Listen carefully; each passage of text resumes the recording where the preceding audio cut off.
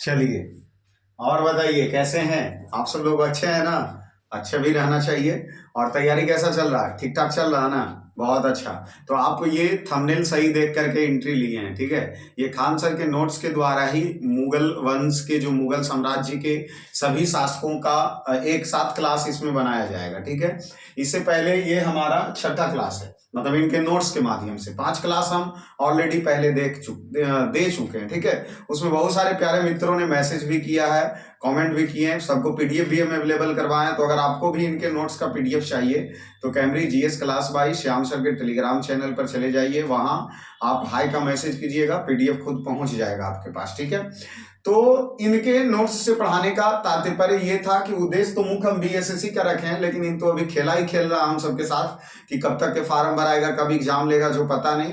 पर फिर भी पता नहीं है, लेकिन फिर भी अपने आप से एक ही प्रश्न पूछना है, क्या हम बीएसएससी के लिए तैयार हैं? पहले ये सवाल खुद से पूछिए। अगर आप खुद की मन अगर कहता है कि नहीं अभी तैयार नहीं है, तो फिर ये सोचिए कि कमी हमारा किस पॉइंट्स पे है, कि ताकि हम उसी पॉइंट्स को पढ़ें और वो कमी हमारा क्या हो, दूर हो सके, ठीक है? ऐसे सवाल खुद से होनी चाहिए। और वही सवाल अगर हमारे मन में आया, इसीलिए हमने सोचा क्या कि इनके जो नोट्स अवेलेबल थे इनके द्वारा प्राचीन से ही, अर्थात 5वीं क्लास से हम लगातार पढ़ाते हुए आज 6ठे क्लास की ओर पहुंचे हैं। और इसमें मुगल साम्राज्य चलेंगे, 7वें क्लास में मराठा चलेंगे। प्लेलिस्ट बना हुआ चैनल पे, अगर इनमें आप वीडियो अगर इससे पहले नहीं देखे हैं तो अवश्य ही एक बार जाके आप क्या कर लीजिए, वीडियो देख लीजिए। फायदेमंद काफी साबित होंगे, क्योंकि नोट्स है, उस नोट्स को देखना है, उस नोट्स के बाद उसमें कुछ बातें जो हमारे द्वारा बोली जाएगी उस आवाजों को आपको ध्यानपूर्वक सुनना है, तो चीज लंबे समय तक थोड़ा ज्यादा याद रह सकता है। इस उद्देश्य से ही हम ये सीरीज क्या किए थे, शुरू किए थे। साथ में इस परिवार पे अगर आप पुराने हैं तो बहुत अच्छे, आप जानते ही होंगे कि कौन कौन से सीरीज हम लेकर के अभी चल रहे हैं, क्योंकि 2026 में जो हमने प्रण ठानी है कि इस बार नहीं छोड़ना है तो नहीं छोड़ना है, ठीक है? अगर आप नए हैं तो फिर मैं आपको बता दूं कि हमारे द्वारा अभी एनसीईआरटी फिल्टर का एक सीरीज चालू किया गया है। बीएसएससी और बिहार पुलिस दरोगा बीपीएससी टीचर के लिए जो प्रीवियस साल किरण पब्लिकेशन का बुक है उसका सॉल्यूशन हमने शुरू किए हैं।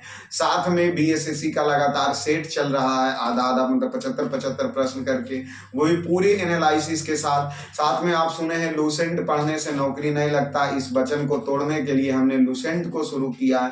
तो फिलहाल अभी 4 सीरीज लगातार इस परिवार के माध्यम से जा रहे हैं, 5वां रीजनिंग भी आने वाला है, ठीक है? तो 4 तो भी चल रहे हैं, चौथा भी चल रहे हैं, करंट अफेयर को भी लेकर के चल रहे हैं, ठीक है? छोड़ना नहीं है। जो कमी, हमारा सिद्धांत अभी ठान लिए वही कि जो हमारा मन कहे कि क्या कमी है, उस कमी को हमें दूर करना है, क्योंकि नोटिफिकेशन से पहले। तो चलिए, ये संकल्प क्लास हम लेकर के चले थे, और इसमें मुगल साम्राज्य में आज हम क्या करेंगे, एंट्री लेंगे। मुगल साम्राज्य में हम क्या करेंगे, एंट्री लेंगे। ये रहा हमारा टेलीग्राम चैनल, ये रहा प्लेलिस्ट। यहाँ से आप जा करके प्लेलिस्ट में देख सकते हैं लूसेंट का वीडियो, किरण पब्लिकेशन बीएसएससी का, ये संकल्प क्लास का, और साथ में करंट अफेयर का। इस प्रकार एनसीईआरटी फिल्टर अभी आज जाएगा, एनसीईआरटी फिल्टर का भी वीडियो अपलोड नहीं हुआ है, ठीक है? एनसीईआरटी फिल्टर का वीडियो अपलोड नहीं हुआ है। इसमें हम ज्योग्राफी क्लास से क्या किए थे, लेना शुरू किए थे। ज्योग्राफी क्लास 9th के एनसीईआरटी का ज्योग्राफी हम पढ़ाना शुरू किए थे, ठीक है? चलिए आइए यहाँ आते हैं और चलते हैं। कौन से पॉइंट्स याद लेकर के चलना है? अरे भाई तुम सब परेशान मत किया करो, छोटे मोटे कीड़े आकर के बैठ जाते हैं और वो देखिए ना, अरे कहाँ हो? चलिए, अरे चलो यार, मतलब ये भी एक सबसे बड़ी, इस शाम के क्लास में क्या होते हैं, एक सबसे बड़ी बाधा होता है। सबसे बड़ी क्या होता है? बाधा होता है। मतलब आकर के बैठ जाएंगे तो हिलने नहीं देता है। चलिए थोड़ा सा 1 मिनट, और जबकि साफ करके क्लासों को शुरू किया जाता है, फिर भी उसके बाद इन सब का नौटंकी होता है जो हम सबको ही डिस्टर्ब करना। चलिए, ये सब सभी उस नोट्स में है और सभी उस क्लासों को बताया गया है, और नोट्स तो सिर्फ बहाना है, तैयारी करना हमारा मुख्य उद्देश्य है कि किसी बहाने हमारा क्या हो, कंप्लीट तैयारी हो। बस ये उद्देश्य मुख्य है। नोट्स क्या बोले, नोट्स तो सिर्फ एक बहाना है, उद्देश्य ये है कि अपनी तैयारी को खुद करें, ठीक है? ये रहा हमारा मुगल साम्राज्य। जैसा कि आप जानते हैं कि मुगल साम्राज्य की स्थापना बाबर के द्वारा किया गया। चीजों को ध्यान से सुनना है, कुछ चीजें यहाँ लिखी गई हमारे द्वारा, आप सुन रहे हैं और बहुत अच्छा क्लास चला, इसलिए छठे क्लास हम लेने के लिए भी पहुंचे हैं। ठीक है, तो देखिए मुगल वंश के स्थापना से पहले दिल्ली सल्तनत चल रहा था और हम पिछले क्लास में ऐसा सुने हैं, हम आपको बताए हैं कि दिल्ली सल्तनत में टोटल 5 राज्य वंश थे। जैसे सबसे पहले गुलाम वंश था, ठीक है, उसके बाद खिलजी वंश था, फिर सैयद वंश थे, तुगलक वंश थे, लोधी वंश थे। हम आगे पीछे बोले हैं पर 5 राजवंश है। जैसे कि सीरियल से भी अगर आप कहेंगे कि बोलिए नहीं सीरियल से हमें याद होना चाहिए, तो कोई बात नहीं। गुल खिला तो सुगंध लो, अर्थात गुलाम वंश, खिलजी वंश, तुगलक वंश, सैयद वंश, लोधी वंश। इस तरीके से हमने 5 राजवंश के नाम याद किए थे। जो कि हम सबसे अंतिम वंश देखे थे लोधी वंश, और लोधी वंश के स्थापना जो बहलोल लोधी के द्वारा किया गया था, और जब उसके अंतिम शासक सिकंदर लोधी थे। ठीक है, वही सिकंदर लोधी दिल्ली सल्तनत, ये अफगानी शासक थे। ठीक है, अब बाबर भारत पर आक्रमण किसी के बुलाने से किया था, जो कि उस क्लास के हम सबसे लास्ट में बताए थे, क्योंकि मुगल वंश की शुरुआत तो यहीं से होगी जब बाबर क्या करेगा, भारत पर आक्रमण करेगा। तो बाबर को भारत बुलाने वाला व्यक्ति कौन है? 3 व्यक्ति का नाम हम आपको उस दिन बताए थे। वो तीनों व्यक्ति का नाम हमें क्या बताइए आप? तो एक था राणा सांगा, दूसरा था कौन, दौलत लोधी, ठीक है, तीसरा कौन था, आलम शाह लोधी। 3 व्यक्ति थे, क्या क्या बोले, एक दौलत शाह लोधी, आलम शाह लोधी और राणा सांगा। यह 3 व्यक्ति न्योता एक तरीके से समझिए कि भेजा था बाबर को कि आप क्या कीजिए, आक्रमण कीजिए, क्योंकि उस समय लोधी वंश अर्थात दिल्ली सल्तनत काफी कमजोर हो चुके थे। इसलिए बाबर 1526 ईस्वी में आक्रमण करता है, कहां, भारत। और 1526 ईस्वी में पानीपत का प्रथम युद्ध होता है सिकंदर लोधी और बाबर के बीच में। पर बाबर को जब बुलाया गया है तो यहां वो युद्ध हार ही नहीं सकता, इसका तो उम्मीद नहीं है कि वो युद्ध हारेगा, क्योंकि उसे भारत क्या किया गया, बुलाया गया है। क्यों, कौन, 3 व्यक्ति के नाम हमने बताया। ठीक है, तो ये पानीपत का युद्ध होगा और उस पानीपत के युद्ध में बाबर की जीत होगी और बाबर जीतेगा और भारत पर उसका क्या होगा, साम्राज्य की स्थापना होंगे और वह साम्राज्य कहलाएगा मुगल वंश, मुगल साम्राज्य। इसलिए प्रश्न पूछेगा आपसे, मुगल साम्राज्य की स्थापना बाबर के द्वारा किया गया, कब किया गया, 1526 ईस्वी में। किस वंश के बाद मुगल वंश आए, तो लोधी वंश के बाद मुगल वंश आता है, जो कि लोधी वंश को दिल्ली सल्तनत तक के जाना जाता है और यहाँ मुगल वंश अलग हो जाते हैं। ठीक है, तो 1526 ईस्वी में मुगल वंश, बाबर। ठीक है, तो चलिए बाबर के बारे में हम क्या करते हैं, चीजों को जानने का प्रयास करते हैं। देखिए यहाँ पीडीएफ में लिखा गया, इसका मतलब ये नहीं कि लिखा गया है वो हमें याद है, इसलिए इसको हमें चीजों को ध्यान से पढ़ के क्या करना होगा, याद करना होगा। जैसे कि अभी हमने क्या बोला कि ये बाबर जैसा आप देख रहे होंगे कि 1483 से 1530 ईस्वी, इसका मतलब क्या होता है कि बाबर का जन्म 14 फरवरी 1483 ईस्वी को हुआ। ईस्वी मायने नहीं रखता इतिहास में, इस बातों का ख्याल रखना है आपको। ठीक है, इसलिए इतिहास सिर्फ ईस्वी कालखंड को जोड़ने के लिए बहुत जरूरी होते हैं। ठीक है, इसलिए ईस्वी नहीं भी याद होता तो कोई दिक्कत नहीं। इनका जन्म 14 फरवरी 1483 ईस्वी को हुआ और मृत्यु 1530 ईस्वी को हुआ। ठीक है, ये उज्बेकिस्तान फरगना, जन्म कहाँ हुआ इनका, फरगना के उज्बेकिस्तान में हुआ।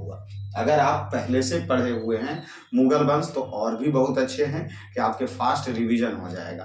पर जो हमारे मित्र अगर पहली बार इस क्लास को देख रहे हैं उनके द्वारा अगर नहीं पढ़ा गया है मुगल वंश, इसीलिए हम चीजों को थोड़ा सा स्लो और विस्तार पूर्वक लेकर के चलेंगे। प्रयास पूरी हमारे द्वारा ये है कि इस पूरे मुगल वंश को आज क्या करना है, खत्म करना है, क्योंकि अब बैलगाड़ी से काम चलने वाला नहीं है।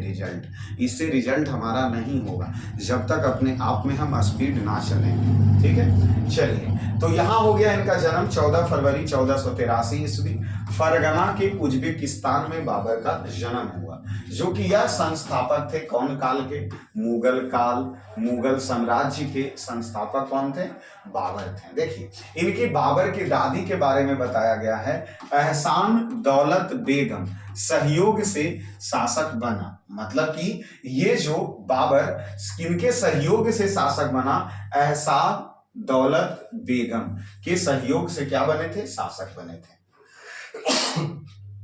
बाबर की माता का नाम क्या था, कुतलुब निगार खान, जो कि मंगोल वंश के थे, जो कि कौन वंश के थे, मंगोल। तो माता का नाम कुतलुब निगार खान, अब मुस्लिम में तो खान रहेंगे ही रहेंगे, ठीक है। तो कुतलुब निगार खान। पिता का नाम उमर शेख मिर्जा, उमर शेख मिर्जा, जो कि तैमूर वंश के थे। प्रश्न आपको अब डायरेक्ट नहीं पूछता है एग्जामों में कि माता का नाम क्या था, तो कुतलुब निगार खान, और उमर शेख मिर्जा बाबर के पिता का नाम था। आपको वंश याद रखना होगा कि जो कुतलुब निगार खां थी वह कौन से वंश से थी, तो मंगोल वंश से थी। और उमर शेख मिर्जा जो बाबर के बाबूजी थे वो तैमूर वंश के थे।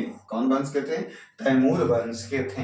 देखिए बाबर, बाबर को बाघ कहा जाता है तुर्क में, बाबर को क्या कहा जाता है, बाघ कहा जाता है तुर्क में।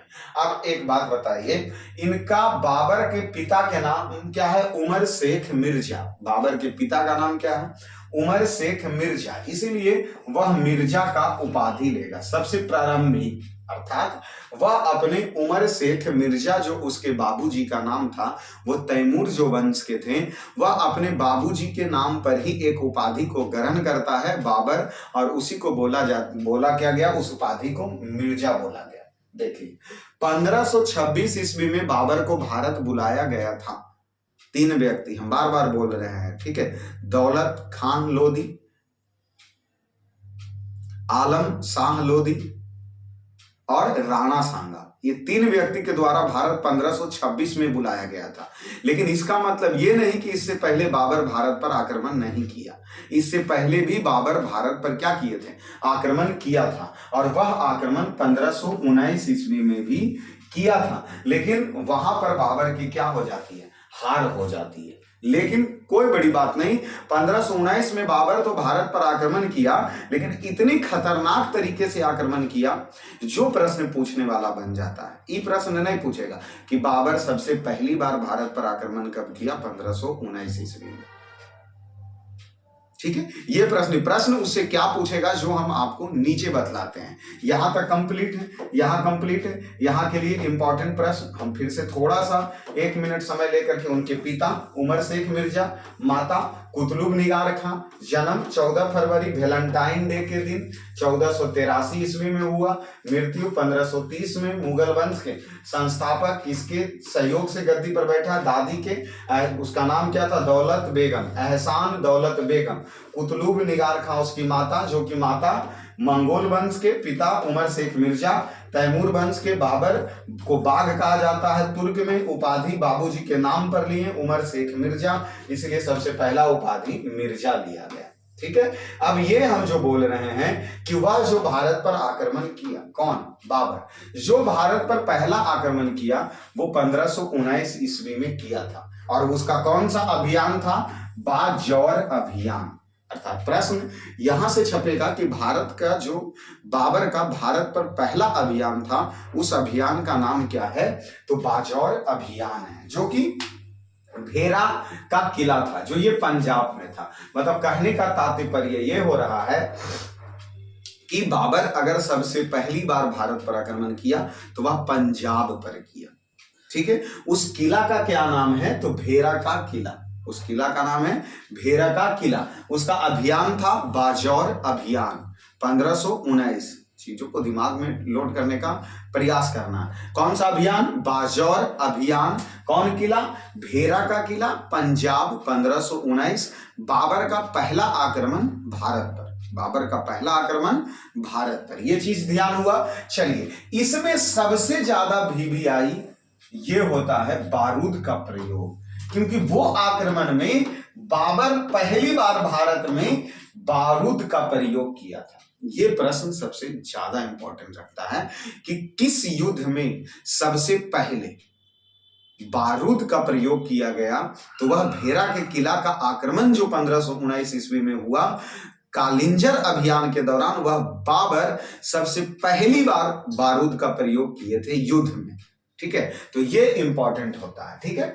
उसके माता जो चंगेज खान वो चगदाई वंश अर्थात वो मुगल वंश। अब किसकी माता है, माता तो ऊपर ही दे दिया, माता तो ऊपर ही दे दिया, अब ये क्या लिखे, अच्छा कोई बात नहीं। उसकी जो माता थे वो चंगेज खान अर्थात चरगाई वंश, तो ऊपर तो तैमूर वंश के ऊपर दिए हैं माता का नाम कुछ, इसलिए ये पॉइंट्स पच नहीं रहा, ये पॉइंट्स पच नहीं रहा। कोई बात नहीं, आगे बढ़ते हैं क्योंकि नोट्स अपना नहीं है, किन्हीं और का क्या लिखें वो अपने हिसाब से लिखें।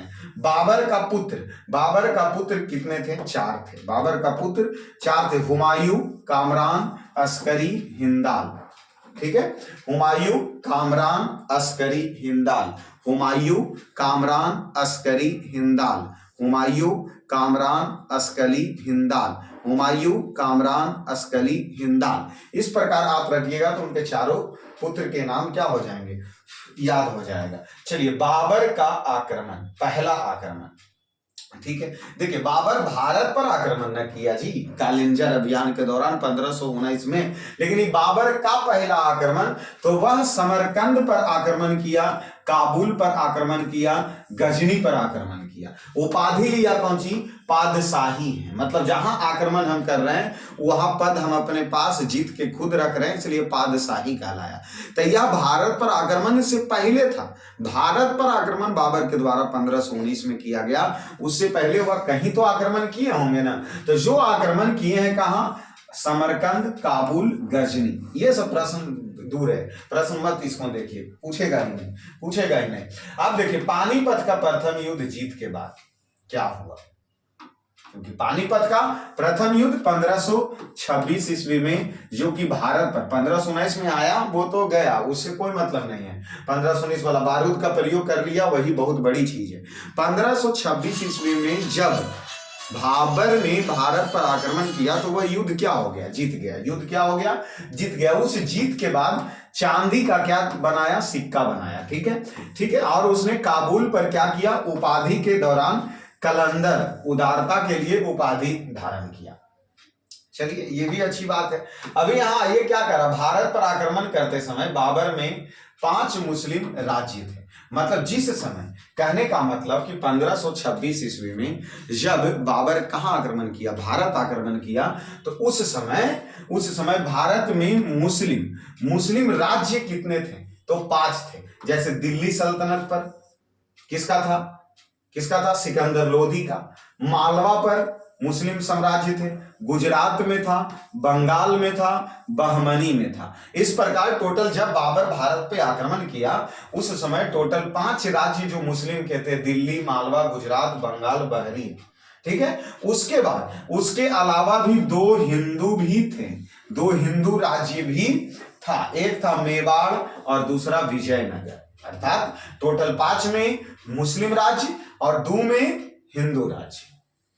जब बाबर कहां आक्रमण किया, भारत आक्रमण किया। इसका नाम दिल्ली तो आपको याद ही रहेगा, मालवा, गुजरात, बंगाल, बहरीन, दिल्ली, गुजरात, मालवा, यहां से इसको देखो ना, दिल्ली, मालवा, गुजरात। अब बंगाल और बहरीन, बंगाल ब से बंगाल, ब से बहरीन। अब ऐसे हमारे दिमाग में ये बातें तो सेटअप रहेगा ही कि 1526 में तो दिल्ली पर आक्रमण किया ही किया, तो दिल्ली, बंगाल, बहरीन, मालवा, गुजरात में 5 जगह पर मुस्लिम शासक थे, जबकि 2 जगह पर हिंदू, मेवाड़ और विजयनगर। जबकि विजयनगर साम्राज्य की स्थापना हरिहर एवं बुक्का के द्वारा 1336 ईस्वी में ही किया गया था, तुंगभद्रा नदी के किनारे।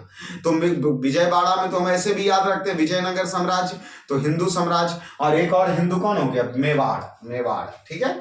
इस प्रकार चलिए, 4 बाग शैली का जनक किसको कहा जाता है, बाबर को। 4 बाग शैली का जनक बाबर को कहा जाता है। देखिए, यहां बाबर के आत्मकथा है, बाबर का क्या आत्मकथा है, तुजुक ए बाबरी, जो कि तुर्क भाषा में लिखा गया। आत्मकथा मतलब इसमें बाबर के बारे में जीवनी उसके बताए गए हैं, उनके आत्मकथा। तो तुजुक ए बाबरी, बाबर के नाम पर ही आत्मकथा है। कौन सा, तुजुक ए बाबरी बोला जाएगा। तुजुक ए बाबरी किसकी आत्मकथा है, तो बाबर का। तुजुक ए बाबरी किसकी आत्मकथा है? जो बाबर का, और वह लिखा हुआ किस भाषा में है? तो तुर्की भाषा में लिखा हुआ है। ठीक है, इसका अनुवाद फारसी में बाबर नामा, उसी का नाम हम जानते हैं। प्रश्न पूछेगा कि बाबर नामा में किसकी जानकारी हमें मिलेगा? बाबर के। तुजुक ए बाबरी में किसकी जानकारी मिलेगी? बाबर के। तुजुक ए बाबरी किस भाषा में लिखा गया है? तुर्की भाषा में। बाबर नामा किस भाषा में लिखा गया है? तो फारसी भाषा में। बाबर नामा फारसी भाषा में। ठीक है, और जो कि इसको लिखा कौन है? तो अब्दुल रहीम खाने खाना।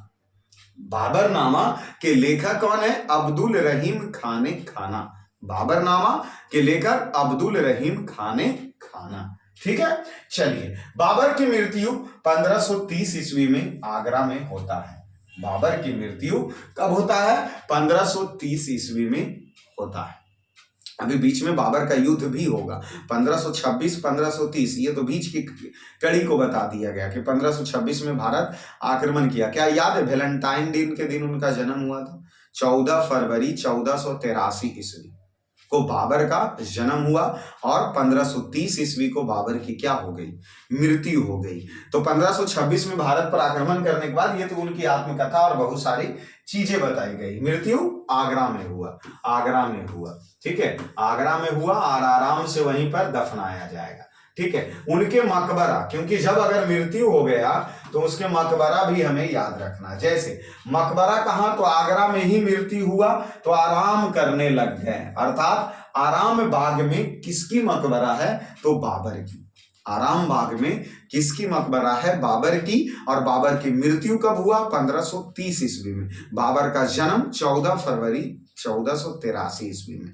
बाबर भारत पर आक्रमण 1519 ईस्वी में। बाबर विजय पाया कब भारत पर आक्रमण करके? 1526 ईस्वी में। 1526 ईस्वी को कौन युद्ध के नाम से जानते हैं? पानीपत का युद्ध। प्रथम पानीपत का युद्ध किसके बीच में हुआ? बाबर और सिकंदर लोदी के बीच में हुआ। ठीक है, चलिए, तो इसकी मृत्यु के बाद आगरा के आराम बाग में इसको दफना दिया गया। बाद में उसे काबुल लाया गया। ठीक है, अब उस आगरा से उखाड़ के, या कैसे इनका मुस्लिम धर्म के हैं तो शायद उनको ही जानकारी होगा कि किस तरीके से गए, लेकिन आगरा से बाद में उसे काबुल भी ले गया। ठीक है, इसका वास्तुकार कौन था? तो मीर बाकी। बाबरी मस्जिद का निर्माण किया गया है मीर बाकी के द्वारा, मतलब जो इसके मकबरा बने, इस मकबरा का वास्तुकार कौन था? मीर बाकी। मतलब मीर बाकी के निर्देशानुसार बाबर का मकबरा बना होगा। ठीक है, मीर बाकी। तुजुक ए बाबरी, प्रश्न समझ रहे हैं? तुजुक ए बाबरी में किसकी आत्मकथा है? बाबर की आत्मकथा। किस भाषा में? तुर्की भाषा। बाबर नामा आत्मकथा फारसी भाषा में। लिखा कौन है? रहीम ए खाने खाना। याद होता है ना चीज जो हम पीछे रिपीट करते हैं, वो याद होता है ना। तो बाबर नामा किसके द्वारा लिखा गया? रहीम खाने खाना। ठीक है, बाबर मृत्यु 1530। चलिए, यहां क्या दिया गया है? आराम बाग में किसको दफनाया गया? बाबर को। कहां? आगरा में। बाद में उखाड़ के कहां लेके चला गया? काबुल में लेके चला गया। चलिए, बाबर को मुबैयान नामक पद शैली का जन्मदाता कहा जाता है। ये नोट पॉइंट में डाला गया, पढ़ लेते हैं। मुबैयान नामक पदशाला का जन्मदाता। आगरा में आराम बाग का निर्माण 4 बाग शैली पर ही कराया गया था। अर्थात ये प्रश्न तो हम पहले ही बता रहे हैं ना कि 4 बाग शैली का विकास किसके द्वारा किया गया? बाबर के द्वारा। तो जो आराम बाग में बाबर को दफनाया गया आगरा में, वहां भी उसका निर्माण 4 बाग के तहत ही किया गया था। ठीक है, चलिए, ये रहा बाबर का युद्ध। और काफी इंपॉर्टेंट है, पहले पढ़ लेते हैं, फिर तो आप हमारे ऊपर छोड़ दीजिए, हम आपको सब याद करवा देंगे। जैसे आप अगर हमारे बातों को बस ध्यान पूर्वक अगर सुन रहे हो तो अवश्य ही पूरी कंप्लीट मुगल वंश अब एक क्लास में करेंगे, क्योंकि हमारे पास समय बहुत कम है, चीज बहुत ज्यादा पढ़ना है, क्योंकि हमने ठान अब लिया है कि बहुत सारे चीजों को हमें क्या करना है, बहुत जल्द से जल्द रिपीट करना है, आपके साथ में वो भी बैठ के।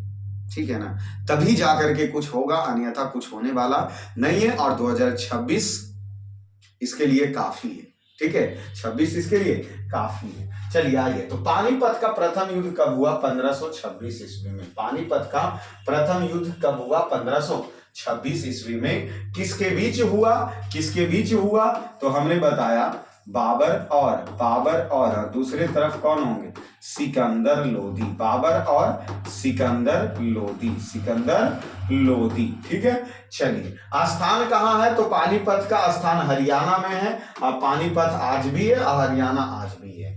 उस समय सेना को क्या लिखा गया? तुगलमा या उज्बेक नीति से बिछाया गया था। मतलब बाबर अपनी सेना को किस नीति के तहत बिछाया था? तुगलमा पद्धति। ठीक है, साथ में तोपखाना को उस्मानिया पद्धति से बिछाया गया था। समझना है प्रश्न, यहां प्रश्न जाके इंपॉर्टेंट बन रहा, क्योंकि ये प्रश्न तो सब याद रखते हैं, ये प्रश्न तो सब याद रखते हैं, वैसे ये पानीपत का प्रथम युद्ध 1526 ईस्वी, बाबर और इब्राहिम लोदी। तो ये सिकंदर लोदी मेरे दिमाग में क्यों आ रहा?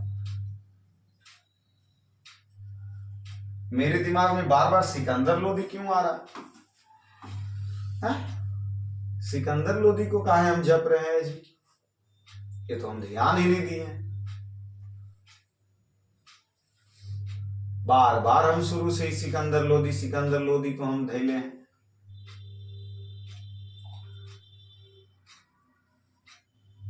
या हम गलत हैं? हाँ, हम ही गलत हैं। लोदी वंश के संस्थापक बहलोल लोदी, ओहो, इब्राहिम लोदी। देखें, पूरा खेला हो गया। हम शायद 1-2 बार और रिपीट किए होंगे ना, 1-2 बार और रिपीट किए होंगे। और कुछ लोग जो क्लास हमारा शुरू में ही देख के गए होंगे, वो तो सोचते होंगे लीजिए क्या है जो ये नहीं पता है कि पानीपत का युद्ध किसके बीच में हुआ। अरे भाई, शेरशाह सूरी में है सिकंदर शेरशाह सूरी में है, सूरी वंश में आएंगे वो। वाह, कितना बड़ा मिस किया। चलिए कोई बात नहीं, लेकिन अभी जो क्लास में टिके होंगे उनको ये बात हमारा सुन लिए होंगे। तो पानीपत का प्रथम युद्ध 1526 ईस्वी में होता है। बाबर को भारत बुलाया जाता है, ये बात हमने 3 बार अभी तक रिपीट की है। चलिए, तो स्थान कौन सा हो गया? हरियाणा और पानीपत। सेना कौन है? सेना जो पद्धति, ये प्रश्न इंपॉर्टेंट हमें बुझा रहा है। इसमें सेना को बिछाया गया तुगलमा नीति के अनुसार और तोपखाना को उस्मानिया पद्धति के अनुसार। ठीक है, तोप को उस्मानिया, ऐसे भी देखिए ना, आसमान में जाएगा, उस्मानिया, तो तोप को आसमान से चलाया जाएगा, इसलिए उस्मानिया पद्धति, और जो सेना को तुगलमा पद्धति के तहत बिछाया गया। और वो इब्राहिम लोदी को क्या किए? पराजय किए, क्योंकि लोदी वंश का अंतिम शासक इब्राहिम लोदी था, और लोदी वंश की स्थापना बहलोल लोदी के द्वारा किया गया था। तो ठीक है, तो यहां से इसी युद्ध के बाद भारत में मुगल वंश का क्या हो जाता? भारत में मुगल वंश की स्थापना हो जाती है 1526 ईस्वी में। उसके बाद 26 के बाद 27 में युद्ध होता है खानवा का युद्ध। कौन होता है? खानवा का युद्ध होता है 1527 ईस्वी में। तुम एक बात को गौर करेगा कि यह आगरा में है, खानवा का युद्ध आगरा में। भारत बुलाया था कौन? भारत के बुलाया था यही राणा सांगा ही ने बुलाया था। और उसके अगले साल राणा सांगा के नेतृत्व में ही मोहम्मद लोदी, आलम खां लोदी और मेदिनी राय के बीच में क्या होता है? युद्ध होता है खानवा का युद्ध। कौन सा युद्ध होता है? खानवा का युद्ध होता है राणा सांगा के नेतृत्व में। और मोहम्मद लोदी, आलम खां लोदी, मेदिनी लोदी, ये सब सभी के नेतृत्व में क्या होता है? खानवा का युद्ध होता है, जिसमें तमगा कर, सैनिक कर को समाप्त कर दिया गया और जिहाद का प्रयोग किया गया। बाबर जीत गया और जीतने के बाद गाजी का उपाधि धारण किया। ठीक है, तो खानवा का युद्ध 1527 ईस्वी। ठीक है, खानवा का युद्ध 1527 ईस्वी में हुआ। ठीक है, चलिए, उसके बाद आता है चंदेरी का युद्ध। 1528 ईस्वी में मध्य प्रदेश ग्वालियर में। चंदेरी का युद्ध मध्य प्रदेश ग्वालियर में मेदिनी राय पराजय होते हैं। मेदिनी राय की हार होती है और बाबर का जीत होता है, बाबर का जीत होता है। घाघरा, घाघरा का युद्ध 1529 ईस्वी में, जो कि अफगान सेना और बिहारी सेना संयुक्त सेना मिल करके यह युद्ध को लड़ता है और महमूद लोदी के नेतृत्व में ये क्या होते हैं, युद्ध होते हैं और महमूद लोदी पराजित होता है। महमूद लोदी क्या होते हैं, पराजित होते हैं। तो ये हो गया हमारा घाघरा का युद्ध, ठीक है। उसके बाद 1530 ईस्वी में क्या होता है, मृत्यु होता है। 1530 ईस्वी में मृत्यु होता है। यहाँ युद्ध देखिए, युद्ध याद इस तरीके से आप रख लीजिए, युद्ध इस तरीके से आप क्या रख लीजिए, याद रख लीजिए कि 1526 ईस्वी में पानीपत का युद्ध, 1527 ईस्वी में खानवा का युद्ध, 1528 ईस्वी में चंदेरी का युद्ध, 1529 ईस्वी में घग्गर का युद्ध और 1530 ईस्वी में बाबर की मृत्यु, बाबर की मृत्यु। 26 में पानीपत, 27 में पानी पिया खाना खाया, खानवा का युद्ध, चांद देखा घर गया मर गया, पानी पिया खाना खाया, चांद देखा घर गया मर गया। पानीपत का युद्ध 26, खानवा का युद्ध 27, चांद का युद्ध, चंदेरी का युद्ध 28, घग्गर का युद्ध 29 और मृत्यु 30, मृत्यु 30। इस प्रकार बाबर के क्या थे, युद्ध थे, इस प्रकार बाबर के युद्ध थे। अब देखिए कि बाबर की मृत्यु 1500, अच्छा बाबर के बाद हुमायूं आ गया ना, बाबर के बाद तो हुमायूं आ जाएंगे, तो बाबर यहां से क्या हो जाता, समाप्त, बाबर यहां से समाप्त हो गया। 1530 ईस्वी के बाद आराम वो करेंगे, आराम से आराम बाग में, आगरा में, बाद में उखाड़ के उसको लेके चला जाएगा काबुल में। तो वहां से 1530 में बाबर मृत्यु हो गया, जबकि बाबर के 4 बेटे थे, उस 4 बेटों में हुमायूं गद्दी पर बैठता है, ठीक है। तो मुगल वंश के दूसरे शासक बनेंगे कौन, हुमायूं, मुगल वंश के दूसरे शासक बनेंगे कौन, हुमायूं, ठीक है। तो हुमायूं 1530 ईस्वी से 1556 ईस्वी में तक रहता है, ठीक है। तो हुमायूं गद्दी पर बैठा कब, 1530 ईस्वी में। हुमायूं का राज्यरोहण 1530। हुमायूं की पत्नी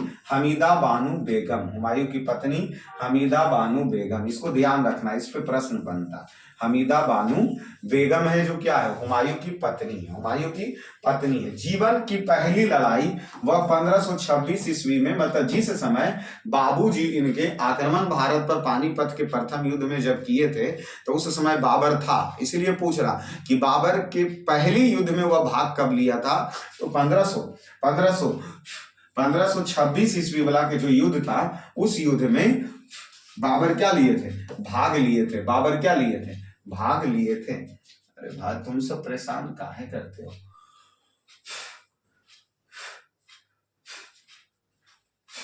तो कब लिए थे, 1526 ईस्वी में बाबर क्या लिए थे, जीवन की पहली लड़ाई 1526 ईस्वी में बाबर ने भाग लिया था। 1531 ईस्वी में इनका कालिंजर अभियान मध्य प्रदेश प्रताप रुद्र के विरुद्ध हुआ था, जिसमें प्रताप रुद्र पराजित हुए थे। मतलब कहने का मतलब पहला युद्ध में तो भाग 1526 ईस्वी में पानीपत के प्रथम युद्ध में ही लिए थे, लेकिन वह अपने आप जब राज्यरोहण गद्दी पर बैठे तब युद्ध कब किए, तो कालिंजर अभियान मध्य प्रदेश में करते हैं। कालिंजर अभियान कहाँ करते हैं, मध्य प्रदेश में करते हैं, जो कि प्रताप रुद्र के विरुद्ध करते हैं, जिसमें प्रताप रुद्र की क्या होती है, हार होती है, जिसमें प्रताप रुद्र की क्या होती है, हार होती है और हुमायूं का जीत होता है, हुमायूं का जीत होता है। तो इस प्रकार हम हुमायूं के मतलब मुगल वंश के बाबर के बारे में पढ़ के हुमायूं में क्या ले चुके हैं, एंट्री, हुमायूं में क्या ले चुके हैं, एंट्री। तो इत्मीनान से इसी तरीके से पूरी मुगल वंश क्या किया जाएगा, स्टडी करवाया जाएगा और इसका स्टडी भी हम करेंगे, स्टडी भी करेंगे, ठीक है। कोई हड़बड़ाने की बात नहीं है, इत्मीनान से हम आपके साथ जुड़े हैं, रात अपना है, समय अपना है, इत्मीनान से समय देंगे, कोई टेंशन वाली बात नहीं है। पूरी मुगल वंश को खा पका जाना है, ठीक है, खा पका जाना। अरे एक आध दो क्वेश्चन गलत ही बीच में होगा तो क्या दिक्कत है, क्या दिक्कत है, चीजों को तो यहाँ लिखा हुआ है ना, हमारा रिवीजन तो हो रहा है ना, इस उद्देश्य से हम लगातार क्लास को क्या करते हैं, लेते रहते हैं, इस उद्देश्य से लेते रहते हैं। अब अगर बहुत सारी बातें बोलना है तो एक बात है गलती भी कभी निकल जाती है, एक बात है क्या निकल जाएगी, गलती भी निकल जाएगी। अब इसका तात्पर्य तो ये नहीं है कि हम बोलना ही छोड़ दें। अगर यही चीज होता तो बचपन में सोचिए कि हम कितनी चीजों को, किसको क्या बोलना है, बिल्ली को कुत्ता और कुत्ता को बिल्ली बोल देते थे, तो क्या हमें वहां से बोलने के लिए हमने छोड़ दिया, क्या बोलने के लिए छोड़ दिया, या लगातार प्रयास करते रहे। कौआ को बगला समझ लेते थे और बगला को कौआ समझ लेते थे। तो उसके बाद उसके बाद क्या हुआ, बोली ने छोड़ दी है? नहीं जी, प्रयास लगातार रहेगा, प्रयास लगातार रहेगा। तो इस हिसाब से हम हुमायूं को पढ़ना शुरू किए। हमने हुमायूं को बोले क्या, हुमायूं का राज्यरोहण 1530 ईस्वी में, इसकी पत्नी का नाम हमीदा बानो बेगम, जीवन में पहली बार यह किस युद्ध में भाग लिए, 1526 पानीपत के प्रथम युद्ध, बाबर और इब्राहिम लोदी के बीच में बाबर की जीत हुई। 1531 ईस्वी में यह खुद से कालिंजर अभियान करता है मध्य प्रदेश प्रताप रुद्र के विरुद्ध और जिसको पराजित करता है और हुमायूं की जीत होती है। देखिए इसका दो युद्ध उसके बाद है खतरनाक, कन्नौज चौसा की युद्ध और कन्नौज की युद्ध।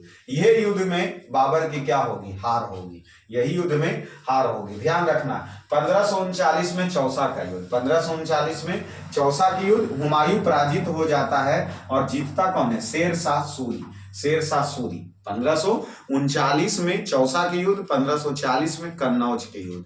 ये ध्यान रखो, जिस तरीके से 26, 27, 28, 29, 30 में आपने घटना याद रखा ना, उसी प्रकार यहां भी याद रखिए। 1539 ईस्वी में चौसा का युद्ध और 1540 ईस्वी में कन्नौज का युद्ध, जो कि 1539 में हुआ उसमें हुमायूं और शेरशाह सूरी के बीच में हुआ, जो कि हुमायूं की हार होती है। और 1540 में फिर से युद्ध होता है और वह युद्ध भी हुमायूं दोबारा प्रयास करता है शेरशाह सूरी से जीतने का, लेकिन दोबारा में भी नहीं जीतता है, अर्थात दोबारा में भी हुमायूं की ही हार होती है और शेरशाह सूरी की क्या होती है, जीत होती है, शेरशाह सूरी की जीत होती है। ठीक है, लेकिन ये प्रथम युद्ध जो हुमायूं हारा चौसा वाला, उसमें इसको जान को बचाना पड़ा था और शिहाबुद्दीन निजाम के द्वारा हुमायूं का जान बचाया था और इस चमड़े की सिक्का एक दिन के लिए राजा बना था। अर्थात हुमायूं को नहीं समझे, जब हुमायूं चौसा के युद्ध में घायल हो गया होगा, उसको बचा के भागना चाहिए, तो वो भागा लेकर के कौन, शिहाबुद्दीन निजाम। तो शिहाबुद्दीन निजाम एक दिन का शासक बना। उसके बाद 1540 ईस्वी में पुनः क्या होता है, कन्नौज का युद्ध होता है, जिसको बेलग्राम का युद्ध के नाम से भी हम जानते हैं। प्रश्न पूछेगा कन्नौज का युद्ध कब हुआ, 1540 ईस्वी में। बेलग्राम का युद्ध कब हुआ, 1540 ईस्वी में। चौसा का युद्ध कब हुआ, 1539 ईस्वी में। प्रश्न पूछेगा पानीपत का प्रथम युद्ध कब हुआ, 1526। 1527 में कौन युद्ध हुआ, तो खानवा का युद्ध। 1528 ईस्वी में कौन सा युद्ध हुआ, चंदेरी का युद्ध। 1529 ईस्वी में कौन सा युद्ध हुआ, तो घग्गर का युद्ध। 1530 ईस्वी में क्या हुआ, तो बाबर की मृत्यु हुआ। 1530 ईस्वी में बाबर के मृत्यु के बाद राज्याभिषेक किसका हुआ, तो हुमायूं का हुआ 1530 ईस्वी में ही। हुमायूं सबसे पहली बार भारत पर आक्रमण कब किए थे, तो वह पानीपत के युद्ध में शामिल थे, अर्थात पानीपत के प्रथम युद्ध में।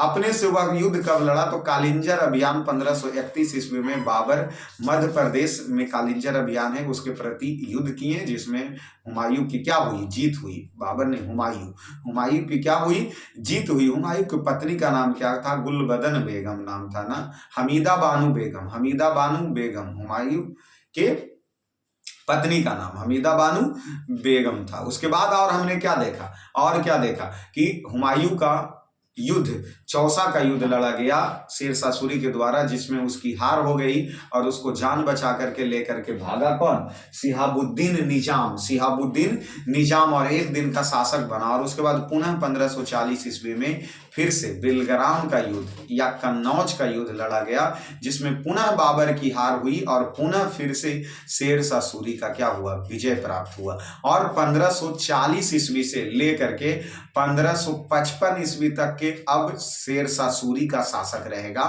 मुगल वंश का नहीं रहेगा। ठीक है, इसलिए हुमायूं कौन, प्रश्न पूछता है कि मुगल वंश में कौन है जो 2 बार राज्याभिषेक किया है, तो वह हुमायूं ही है। क्यों, क्योंकि 1540 के बाद शेरशाह सूरी गद्दी पर बैठा और हुमायूं गद्दी पर नहीं रहता है। हुमायूं पुनः आता है 1555 ईस्वी में। ठीक है, तो इस प्रकार अभी गद्दी पर कौन रहेगा, 1540 ईस्वी के बाद शेरशाह सूरी अर्थात सूरी वंश की स्थापना होंगे और शेरशाह सूरी अफगानी शासक है और वह दिल्ली के गद्दी पर बैठेगा। ठीक है, तो यहां तक हम आपको बता दें, यहां तक हुमायूं पराजय हुआ।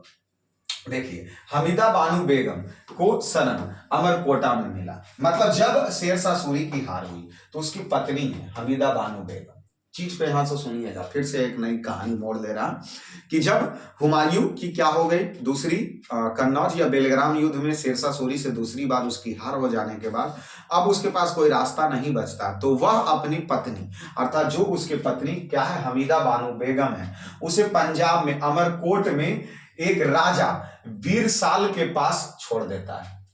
राजा वीरसाल के पास छोड़ देता है और वही राजा वीरसाल के पास किसका जन्म होता है, तो अकबर का जन्म यही हुआ। ठीक है, अकबर का जन्म यही हुआ, राजा वीरसाल अर्थात पंजाब में ही हुआ, राजा वीरसाल के दरबार में ही हुआ किसका जन्म, अकबर के जन्म। ठीक है, और 1555 ईस्वी में लक्षियावाड़ा लुधियान हैबत खान और तमार खान को पराजित किया, मतलब 1555 ईस्वी में ये पुनः युद्ध में लड़ेंगे। ठीक है, और साथ में 1555 में सरहिंद के युद्ध में सिकंदर शाह सूरी पराजित हुआ। हम अभी आपको बोले थे क्या कि 1540 ईस्वी के कन्नौज या बेलग्राम युद्ध के बाद बाबर अपनी पत्नी हमीदा बानो बेगम को राजा वीरसाल के दरबार में छोड़ के अपने चल देता है और वहीं अकबर का जन्म हुआ। लेकिन यह 1555 ईस्वी में पुनः युद्ध लड़ा और यह मछियावाड़ा का लुधियाना में हैबत खान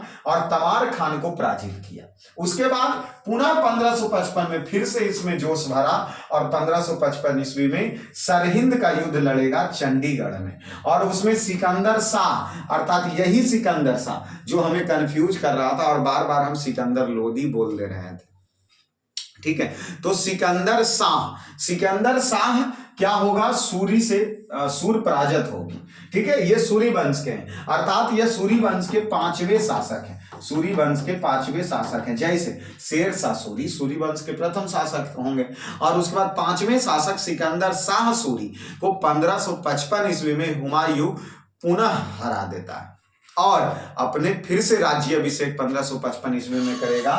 तो उसमें ये चीजें आपको ध्यान रखना है कि किस युद्ध में जो हुमायूं है पुनः गद्दी पर बैठा, तो वह सरहिंद के युद्ध में। किस युद्ध में, तो सरहिंद के युद्ध में पुनः यह क्या बैठता है, गद्दी पर बैठता है। ठीक है, तो 1555 ईस्वी में। अब देखिए उस समय 1555 ईस्वी में इसके सेनापति कौन था, तो बैरम खान थे जो सेनापति थे। मतलब कि बैरम खान के नेतृत्व में ही हुमायूं दूसरी बार गद्दी पर बैठा, अन्यथा संभव नहीं था। तो सरहिंद के युद्ध में पूछा जाएगा कि हुमायूं के तरफ से उसका सेनापति कौन था, तो बैरम खान उसके सेनापति थे। इन्होंने एक पुस्तकालय बनाया, दिनपनाह पुस्तकालय, और ये पुस्तकालय का नाम आप भूलिएगा नहीं क्योंकि हम नीचे बताएंगे। प्रश्न पूछेगा दिनपनाह पुस्तकालय की स्थापना किसके द्वारा किया गया, तो हुमायूं के द्वारा। दिनपनाह पुस्तकालय की स्थापना किसके द्वारा किया गया, तो हुमायूं के द्वारा दिनपनाह पुस्तकालय की स्थापना किया गया। आगे चलते हैं। 1556 ईस्वी में बाबर की मृत्यु होता है और यह जो दिनपनाह नगर की स्थापना भी हुमायूं ने ही किया और दिनपनाह एक पुस्तकालय बनाया, उस पुस्तकालय की स्थापना भी हुमायूं ने ही किया और उसी पुस्तकालय के सीढ़ी पर से गिर के हुमायूं की मृत्यु हो जाती है 1556 ईस्वी में। तो प्रश्न पूछेगा हुमायूं की मृत्यु कैसे हुआ, तो सीढ़ियों पर से गिरने के कारण हुमायूं की मृत्यु हो गया। ठीक है, गुलबदन बेगम के द्वारा एक पुस्तक लिखा गया हुमायूं नामा। प्रश्न पूछेगा हुमायूं नामा पुस्तक किसके द्वारा लिखा गया, जो कि उसकी बहन थी, तो गुलबदन बेगम के द्वारा हुमायूं नामा लिखा गया और उस हुमायूं नामा में बाबर और हुमायूं दोनों की चर्चा पूछे जाएगा। हुमायूं नामा कौन लिखा, गुलबदन बेगम। गुलबदन बेगम कौन था, तो उसकी बहन थी। किसकी बहन, तो हुमायूं की बहन, और उसी के द्वारा हुमायूं और बाबर के जीवनी की चर्चा गुलबदन बेगम, हुमायूं का मृत्यु दिनपनाह पुस्तकालय के सीढ़ी से गिर करके हुआ। साथ में रक्षाबंधन का त्योहार रानी कर्णावती जो चित्तौड़ की थी उसको राखी भेजा था कौन, हुमायूं। उसको राखी कौन भेजा था, हुमायूं। तो तब से रक्षाबंधन का त्योहार भी मनाना शुरू हुआ। साथ में ये जो हुमायूं थे ये ज्योतिष में विश्वास रखते थे। ज्योति में, ज्योतिष में क्या रखते थे? विश्वास रखते थे। एक व्यक्ति खतरनाक है, लेन पुल ने खतरनाक इतिहासकार है, जो कि हुमायूं के बारे में खतरनाक शब्द बोला। क्या बोला? कि जीवन भर लड़खड़ाता रहा और लड़खड़ाते हुए उनकी मृत्यु हो गया। मतलब जीवन भर भटकता रहा और लड़खड़ाते हुए ही उनकी क्या हो गई? मृत्यु हो गई। यह कथन किसका है? तो लेन पुल का यह कथन था कि हुमायूं जीवन भर भटकता रहा और भटकते भटकते ही उनकी क्या हो गई? लुढ़कते लुढ़कते ही उनकी मृत्यु हो गई। यह कथन किसका था? लेन पुल। किसका था? लेन पुल। देखिए, हुमायूं का मकबरा उसकी पत्नी, हुमायूं का मकबरा कौन बनाएगा? उसकी पत्नी। और उसकी पत्नी का नाम हम क्या बोले थे? उसकी पत्नी का क्या नाम बोले थे?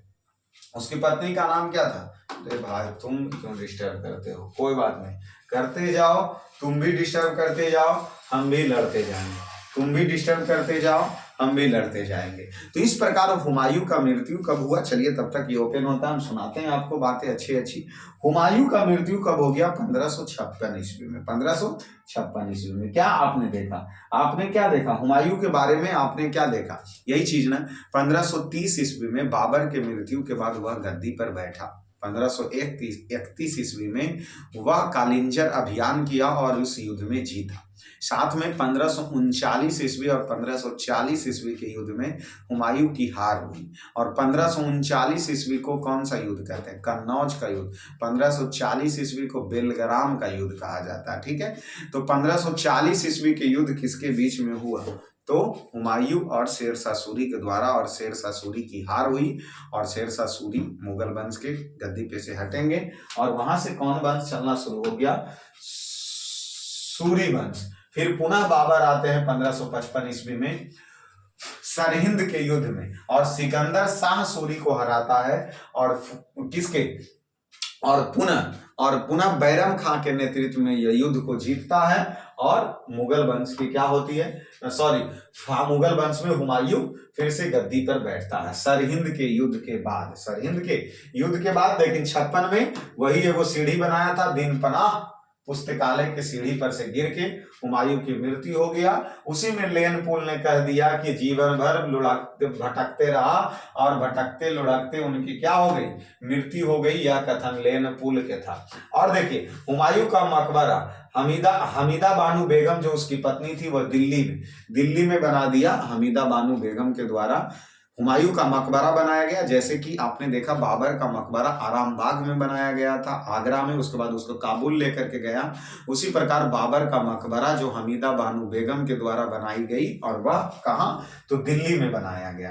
ठीक है, झरोखा दर्शन की शुरुआत भी हुमायूं के द्वारा ही किया जाता है। हुमायूं के द्वारा ही झरोखा दर्शन की क्या किया गया? शुरुआत किया जाता है। और जो बीच में यहाँ आए थे कौन? सूरी, शेरशाह सूरी। कौन युद्ध? 1539 और 1540 ईस्वी के। इसीलिए इस मुगल वंश के बीच में ही सूरी वंश भी आते हैं। और आप समझ सकते हैं कि 40 से 15 वर्ष तक के शेरशाह सूरी अर्थात सूरी वंश का शासक रहता है मुगल साम्राज्य के अधीन में, मतलब मुगल साम्राज्यों में। तो इसे भी हमें पढ़ना बहुत जरूरी है। तो इसका स्थापना शेरशाह सूरी के द्वारा किया गया। कौन वंश? सूरवंश। कौन वंश? सूरवंश। यार ये द्वितीय अफगान थे। पहला अफगान तो ये जो लोधी वंश का चलता है वो अफगानी ही थे। लोधी वंश, जैसे बहलोल लोधी के द्वारा लोधी वंश की स्थापना किया गया और उसके दूसरे शासक सिकंदर लोधी और तीसरे शासक इब्राहिम लोधी थे, तो वो अफगान ही शासक थे। तो ये दूसरा अफगानी शासक अर्थात शेरशाह सूरी अफगानी वंश के थे। इसके पिता का नाम हसन अली थे। इसके पिता का नाम क्या थे? हसन अली था। इनके पिता का नाम हसन अली नुमानी था। ठीक है, शेरशाह सूरी के बचपन का नाम फरीद खां था। क्या नाम था? ये प्रश्न पूछा है, पूछेगा भी कि शेरशाह सूरी के बचपन का नाम फरीद खां था। ठीक है, इसने उपाधि धारण किया था शेरशाह के। उसने उपाधि धारण किया था शेरशाह के। और बोला जाता है ऐसा कि एक ही बार तलवार में शेर को मार डाले थे, इसीलिए तब से शेरशाह की उपाधि उनको पड़ा था। और ये बहार अली नुमानी ने इसे दिया था। प्रश्न पूछेगा शेरशाह सूरी को मतलब फरीद खां को शेरशाह सूरी की उपाधि किसने दिया? तो बहराम अली नुमानी। देखिए इनका शिक्षा वगैरह जो है वो यूपी में ही हुआ था, यूपी में ही हुआ था। जैनपुर शहर में शेरशाह सूरी का शिक्षा ग्रहण हुआ, जो कि भारत का सिराज था, भारत का सिराज जैनपुर था। 1539 में चौसा और 1540 में कन्नौज या बेलग्राम। तो इसको हम पहले ही आपको याद करवाएं कि 1539 ईस्वी में चौसा के युद्ध में बाबर को क्या किया, सॉरी हुमायूं को हराया है, और 1540 के कन्नौज में भी हुमायूं को हराया है। देखिए जैसे वह हुमायूं को हराता है तो एक उपाधि धारण किया, अर्थात 1540 ईस्वी में जब हुमायूं को हराया तो एक उपाधि धारण किया, हजरत ए आला, हजरत ए आला, हजरत ए आला की उपाधि धारण कर लेता है। साथ में वह पुराना किला, जिसका नाम क्या था, किला ए कुहान, दिल्ली में है, किला ए कुहान, किला ए कुहना, किला ए कुहना, किला ए कुहना कहाँ स्थित है, दिल्ली में है। 1541 ईस्वी में, क्योंकि अब तो यहां से इनकी बातें चलेगा, तो 1541 में ये क्या किए, तो मक्खर जाति को पराजित किया, साथ में रोहतासगढ़ का किला बनवाया, ये सब इंपॉर्टेंट उतना नहीं ज्यादा पूछता। 42 में मालवा पर विजय प्राप्त किया, 43 में रायसीना अर्थात जो पूरनमल पर विजय हुआ, और धोखे से मारने का इसको कलंक लगा कि नहीं, धोखे से ये जीता था। 1544 ईस्वी में मेवाड़ पर विजय हुआ, क्योंकि ये सब देख रहे हैं मेवाड़, मालवा, गुजरात, बंगाल और दिल्ली, ये सब में मुस्लिम शासक था, तो इसीलिए उसके द्वारा अटैक किया जा रहा। मालवा भी जीत लिए, मेवाड़ भी जीत लिया, ठीक है, मेवाड़ भी जीत लिया। और साथ में वहां देखिए क्या कहा जा रहा, शेरशाह सूरी ने कहा था कि मैं एक मुट्ठी भर बाजरे के लिए हिंदुस्तान खो चुका था। ये प्रश्न जब वह मालवा को जीता अर्थात मेवाड़ को जीता 1544 ईस्वी में, तब ये बात कही थी कि शेरशाह सूरी ने कि मैं एक मुट्ठी बाजरे के लिए पूरे हिंदुस्तान को खो बैठा, एक मुट्ठी बाजरे के लिए पूरे हिंदुस्तान को खो बैठा। शायद इस युद्ध में उन्हें बहुत नुकसान हुआ होगा, बहुत नुकसान हुआ होगा, इसलिए ऐसा कथन उनके द्वारा कहा जा रहा है। 1545 में जब वह कालिंजर मध्य प्रदेश, कालिंजर अभियान में थे, मध्य प्रदेश में कीरत सिंह पर अटैक किए थे, तो वह कालिंजर अभियान में तोप चलाया, और तोप चलाया लेकिन वह तोप से टकरा के न्यूटन के तीसरा नियम लगा, और वह जो बारूद है वह शेरशाह सूरी पर ही आ गिरा। तो 1545 ईस्वी में शेरशाह सूरी की क्या हो जाती है, मृत्यु हो जाती है। 1545 ईस्वी में शेरशाह सूरी की मृत्यु हो जाती है, ठीक है। चलिए उसके बाद इसका मकबरा, तो अपना सासाराम में, रोहतास जिला में इनका मकबरा बना, शेरशाह सूरी का मकबरा सासाराम रोहतास जिला में। पाटलिपुत्रा का नाम पटना नाम दिया गया था इनको। साथ में ग्रांड ट्रंक रोड की स्थापना शेरशाह सूरी के द्वारा, इसका बेटा था इस्लाम शाह, आकस्मिक मृत्यु हो गया था 1553 ईस्वी में, इसलिए इस्लाम शाह तो बाबूजी से पहले चल बसा, बाबूजी तो 55 में गए हैं और इनका 53 में ही चला गया। अकबर को पुरगामी शासक, अकबर के पुरगामी शासक मतलब ये थे टोडरमल, इसके दरबार में भी रहते थे। इस समय किसान को रैयत कहा जाता था। राजा द्वारा जारी किया गया पट्टा, एक प्रकार के जैसे पट्टा खेत वगैरह में होता होगा। कबूलियत, किसान जारी करता था, कबूलियत कौन जारी करता था, किसान जारी करता था। जरीबान कर, भूमि मापने का एक कर था। जब्ती प्रणाली, तो शेरशाह सूरी। डाक प्रथा का प्रचलन, शेरशाह सूरी। भूमि की जांच करता, शेरशाह सूरी। रुपया, तो ये इंपॉर्टेंट है लास्ट वाला, रुपया किसके द्वारा संचालन किया गया, शेरशाह सूरी के द्वारा। रुपया किसके द्वारा संचालन किया गया, शेरशाह सूरी के द्वारा। अब एक बात बताइए, 1545 में शेरशाह सूरी, 1545 ईस्वी में शेरशाह सूरी की मृत्यु हो गया। और ये क्या कहा जा गया, एक पॉइंट यहां देखिए, सबसे खतरनाक पॉइंट ये लिखा गया था, अकबर के पुरगामी शासक थे, क्योंकि इस समय अकबर का क्या हो चुका था, जन्म, अकबर का जन्म। ये हुमायूं मर गया था, कब हुमायूं की डेट हो गया था 1556 ईस्वी में। हुमायूं एक किए क्या थे, कोहिनूर हीरा ग्वालियर के दिवगंत राज विक्रमादित्य के परिवार से प्राप्त किया था। अर्थात इस प्रकार मुगल में ही कोहिनूर हीरा था हुमायूं के पास। किसके पास, हुमायूं के पास। उसके बाद यहाँ तीसरा क्या देता है, तो तीसरा क्या देता है, देखिए शेरशाह सूरी ही इंपॉर्टेंट है। शेरशाह सूरी के बाद 45 के बाद सूरी वंश अच्छे से चल नहीं पाता, 4 गो और शासक आते हैं और सिकंदर शाह सूरी सबसे सूरी वंश के अंतिम शासक बनते हैं, और जिसकी पराजय तो हुमायूं ही कर देता है, इसलिए वहां से तो बेड़ा खत्म ही है। 1555 या 56 ईस्वी में जब दिनपिना पुस्तकालय से हुमायूं की मृत्यु हुआ, तो उसके बाद तो सूर्यवंश क्या हो चुका, उससे पहले ही समाप्त हो चुका है। तो अब जब ये क्या हो गया, अब जब क्या हुमायूं अगर चले गए, तो अब उसका एक बेटा बचा अकबर, जिसका जन्म हुआ था तो भारत में ही, आप तो पहले ही जानते हैं। तो अकबर का जन्म 15 अक्टूबर 1542 और राजा बीरबल के महल में हुआ था, पंजाब के अमरकोटा में। क्यों? क्योंकि जब चौसा और कन्नौज के युद्ध हारा था, तो वह अपनी पत्नी हमीदा बानो बेगम कि गुलबदन बेगम, हमीदा बानो बेगम नहीं, तो वह अपनी पत्नी को कहाँ छोड़ दिया था, नहीं सॉरी, हमीदा बानो बेगम पत्नी थी। गुलबदन बेगम ने बाबरनामा लिखा, जो उसकी बहन है। हमीदा बानो बेगम कौन हो गई? हमीदा बानो बेगम उसकी पत्नी थी। किसकी पत्नी? हुमायूं की पत्नी, क्योंकि हुमायूं का मकबरा भी बनाया है तो हमीदा बानो बेगम ही बनाई है, तो वो उसकी पत्नी हो गई। तो हमीदा बानो बेगम जब पत्नी हो गई, तो अकबर की मां कौन हो गया? हमीदा बानो बेगम। जबकि गुलबदन बेगम कौन था? तो हुमायूं की बहन थी, जो कि गुलबदन बेगम ने ही बाबरनामा लिखा, और उसमें बाबर और हुमायूं के जीवनी के बारे में चर्चा हुआ। ठीक है, तो अब ये तो अकबर का जन्म 1542 ईस्वी में अमरकोटा पंजाब राजा बिरसाल के महल में हुआ, और इसके पिता का नाम हुमायूं, माता का नाम हमीदा बानो बेगम, और हमीदा बानो बेगम ने ही मकबरा बनाया दिल्ली में हुमायूं का। ठीक है, चलिए, इसकी छाया मां हमता अनगा, मतलब इनके अंतर्गत पाला पोसा गया होगा। इनकी पालन पोषण अस्करी, काबुल और हिंदाल में हुआ। ठीक है, जीवन का यह प्रथम युद्ध, अब देख लीजिए, 42 में जन्मे हुआ है, गौर कीजिएगा, 42 में जन्मे हुआ है, और 55 ईस्वी में जो इनके बाबूजी के द्वारा युद्ध लड़ा गया था, अब उस युद्ध में भी ये शामिल थे।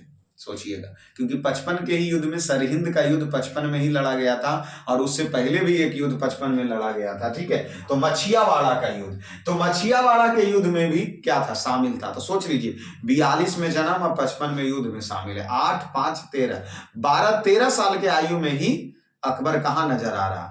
तो फील्ड मैदान में नजर आ रहा। तो इसीलिए मछियावाड़ा के युद्ध में सबसे पहले भाग लिया था 1555 ईस्वी में, और वह 1555 ईस्वी में सूबेदार, अर्थात पंजाब का उसे सूबेदार भी बना दिया गया। और 56 में तो बाबूए जी चल बसे, 1556 ईस्वी में, इसलिए अब गद्दी पर बैठेगा, लेकिन बैरम खां के नेतृत्व में बैठेगा। तो 1556 ईस्वी में मिर्जा कासिम कालौंजर, जो कि राज्याभिषेक हुआ। अकबर का राज्याभिषेक कब हुआ? तो जब बाबूजी 1556 ईस्वी में हुमायूं मर जाते हैं, तो उसके बाद अकबर गद्दी पर बैठता है। कब? 1556 ईस्वी में मिर्जा कासिम के नेतृत्व में कन्नौज पंजाब में। किसके संरक्षक में? तो बैरम खां उसके संरक्षक होंगे, क्योंकि बैरम खां के नेतृत्व में ही तो सरहिंद का युद्ध जीता था, अन्यथा जीत नहीं सकते थे। सिकंदर सूरी को जो हराया गया, सिकंदर शाह सूरी को, उसमें बैरम खां के सेनापति के नेतृत्व में ही थे हुमायूं, तभी वो युद्ध जीता था। इसलिए बैरम खां के नेतृत्व में ही अब जब बाबूजी चल बसे, तो राज्याभिषेक 1556 ईस्वी में अकबर का होगा, और वह गद्दी पर बैठेगा। ठीक है, उसका विवाह रुकैया से हुआ, जो कि हिंदाल की पुत्री थी। शिक्षक उसका कौन था? अब्दुल लतीफ, अकबर का शिक्षक अब्दुल लतीफ। आगरा पर कब्जा हेमू, जो कि आगरा पर कब्जा किया, और आगरा पर जैसे ही कब्जा किया, तो विक्रमादित्य की उपाधि धारण किया, और 1526 ईस्वी में पानीपत की प्रथम युद्ध, अब 1556 ईस्वी में पानीपत का दूसरा युद्ध, जो कि अकबर और हेमू के बीच में लड़ा गया, और 1556 ईस्वी में हेमू की क्या होगी? हार होगी। 1556 ईस्वी में हेमू की क्या होगी? हार होगी, और 1560 ईस्वी में तिलवाड़ा का युद्ध लड़ा जाएगा, अकबर और बैरम खां के बीच में ही हो जाता है। लीजिए, मतलब जो संरक्षक में थे बैरम खां, वह 1560 ईस्वी में बैरम खां ही इनके विरुद्ध आंदोलन और हड़ताल कर देगा, और बैरम खां के द्वारा 1560 ईस्वी में युद्ध होगा, जिसको तिलवाड़ा का युद्ध हुआ। मतलब तेल लेने गया बैरम खां, समझ रहे हो ना विनोद?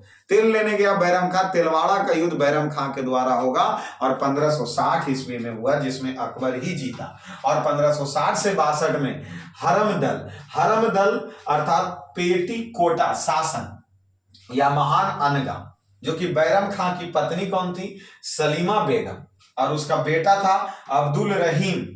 ठीक है, उपाधि धारण किया खाने खाना, तो अब्दुल रहीम खाने खाना, ठीक है। और सलीम बेगम का सांकेतिक निगाह किया अकबर से, मतलब यह लो, बैरम खां की जो पत्नी थी वो सलीमा बेगम, अब वो निगाह मतलब विवाह कर लिया किससे, अकबर से विवाह कर लिया। उसका बेटा कौन था, अब्दुल रहीम, जो कि अब्दुल रहीम उपाधि धारण किया, अब्दुल रहीम खाने खाना। ठीक है। 1562 ईस्वी में जोधाबाई से विवाह किया, 1562 में ही दास प्रथा। यहां कुछ इंपॉर्टेंट प्रश्न आते हैं जिसको ध्यान रखना, विवाह विवाह छोड़ो। दास प्रथा का अंत किया 1562 ईस्वी में अकबर ने। ठीक है। तीर्थ यात्रा को समाप्त किया 1563 में, जजिया कर समाप्त किया 1564 में। प्रश्न देखो, 1560 में युद्ध, तेलवाड़ा का युद्ध, बैरम खां को हराया। ठीक है। 62 में दास प्रथा का अंत, 1563 में तीर्थ यात्रा समाप्त, 1564 में जजिया कर समाप्त। तो इस प्रकार, और अकबर को हरमदल से मुक्ति तो 1562।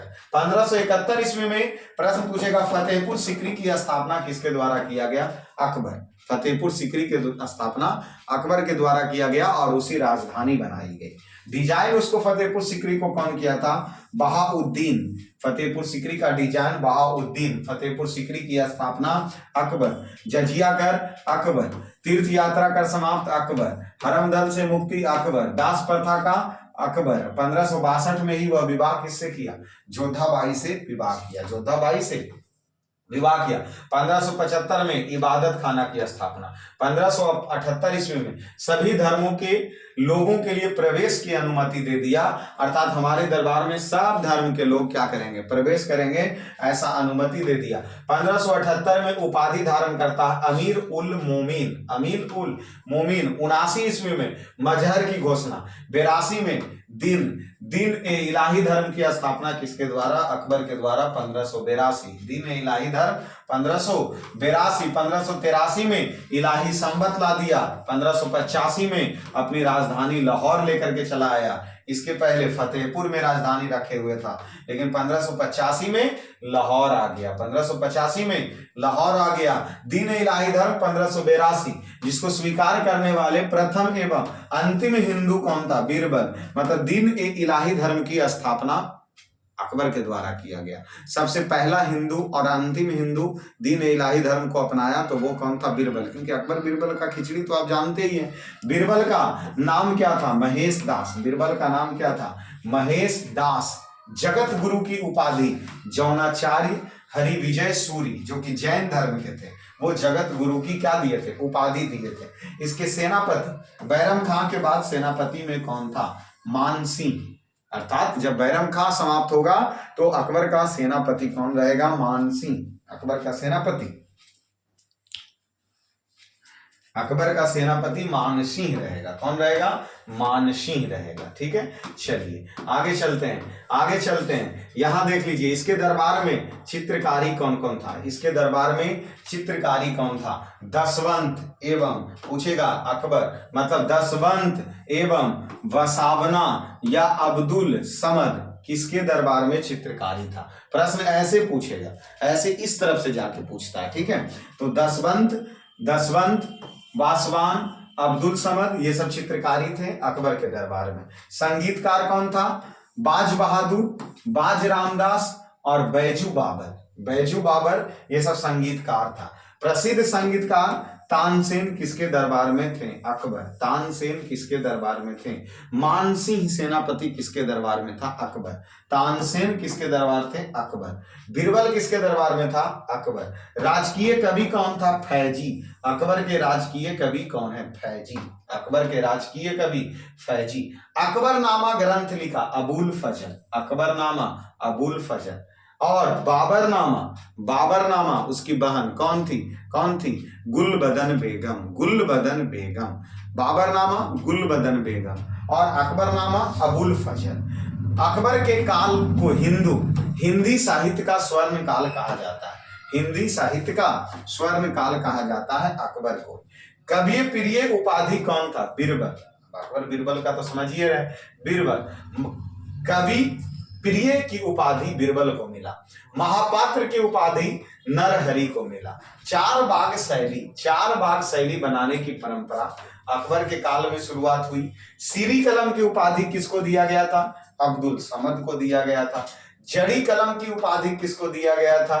मोहम्मद हुसैन कश्मीरी को दिया गया था। मुगलों की राजकीय भाषा क्या थी? फारसी। मुगलों की राजकीय भाषा क्या थी? फारसी। साथ में गुजरात विजय के उपलक्ष्य में बुलंद दरवाजा का निर्माण किसके द्वारा किया गया? अकबर। मतलब ये सब चीजें ध्यान रखना, जैसे बुलंद दरवाजा अकबर, फतेहपुर सीकरी अकबर, दीन इलाही धर्म अकबर, जजिया कर समाप्त करने वाला अकबर, और एक ये कौन सा, दास प्रथा का अंत किया अकबर। ये सब इंपॉर्टेंट होता है। फतेहपुर सीकरी की स्थापना अकबर, जो कि अपनी राजधानी बनाया था, लेकिन पुनः वो अपनी राजधानी दिल्ली लेकर के आ जाता है। तो ये सब अकबर। बीरबल किसके दरबार में? अकबर। तानसेन किसके दरबार में? अकबर। मान सिंह किसके दरबार में रहता था? तो अकबर। ठीक है। अबुल फजल, अकबरनामा कौन लिखा? अबुल फजल। अकबरनामा कौन लिखा? अबुल फजल। ये सब चीज आप ध्यान रख सकते हैं। बाबर की मृत्यु कब हुआ? 16 अक्टूबर 1605 ईस्वी में। बाबर की मृत्यु 16 अक्टूबर 1605 ईस्वी में, जबकि इसका जन्म हुआ था 1542 ईस्वी में। 15 अक्टूबर मतलब एक दिन पहले जन्म। 15 अक्टूबर 1542 में जन्म और 16 अक्टूबर और कब? 1605 ईस्वी में मृत्यु। 16 से 5 ईस्वी में मृत्यु। इसमें दरबारी विद्वान कौन कौन थे? ये आओ, दरबारी विद्वान कौन कौन थे इसके समय में? दरबारी विद्वान कौन कौन थे? तो दस्तूर जी राणा, जो कि पारसी विद्वान थे। साथ में एका जीव, जो कि ईसाई विद्वान थे। हरि विजय सूरी जैन धर्म से थे। पुरुषोत्तम दास हिंदू थे। रामदास सिख थे। तो रामदास भी किसके दरबार के समकालीन था? तो अकबर। सलीम चिश्ती मुस्लिम थे। ये सब विद्वान थे। ये सब क्या थे? विद्वान थे। सब अलग अलग धर्मों के विद्वान थे, जो कि उनके दरबार में रहते थे। अकबर के इनकी वित्तीय नीति क्या थी? वित्तीय नीति क्या थी? रुपया पैसा में क्या चलता था? तो अकबर, ये रुपया तो शेरशाह सूरी ही बनाया, इसमें दाम भी चलता था। 1 रुपया बराबर कितने दाम होते थे? तो 40 दाम होते थे। गोल सिक्का इलाही कहलाता था, आयताकार सिक्का जलाली कहलाता था। तो अकबर के समय में गोल सिक्का इलाही, आयताकार सिक्का जलाली। 10 रुपया को 1 इलाही कहा जाता था। 10 रुपया को 1 इलाही कहा जाता। राम सीता सिक्का तो अकबर के ही दरबार में चलता था। राम सीता सिक्का अकबर के ही दरबार में चलता था। इसके समय में देखिए भूमि के रखाज कौन कर रहा था? टोडरमल। और भूमि माप का आकार क्या था? जप्ती प्रणाली। फसल के आधार पर क्या लिया जाता था? कर लिया जाता था। कौन कर? कनकुट कर लिया जाता था। पिछले 10 सालों का औसत प्रणाली आईने ए दहसाला कहलाया। आईने ए दहसाला कहलाया। साथ में भूमि के प्रकार कैसे थे? भूमि के प्रकार ही कैसे बांटा था? जिस पर प्रत्येक वर्ष खेती होता है उसे पोलज भूमि कहते हैं। 1 साल पर खेती होती थी, प्रति वर्ष खेती होता था, उसे पोलज कहते थे। 1 साल पर खेती होती थी, प्रति भूमि कहते थे। 4 साल पर खेती होता था, उसे चाचर भूमि कहते थे। जहां कोई खेती नहीं होता था उसे बंजर भूमि कहते थे। ठीक है। तो जिसमें मतलब प्रति वर्ष खेती होता था उसे पोलज, 1 वर्ष छोड़ के 1 बार खेती होगा प्रति, 4 साल में 1 बार खेती होगा चाचर, जहां खेती नहीं होगा उसको बंजर भूमि कहा जाएगा। उसको बंजर भूमि। लगान का आधार क्या था? लगान का आधार क्या था?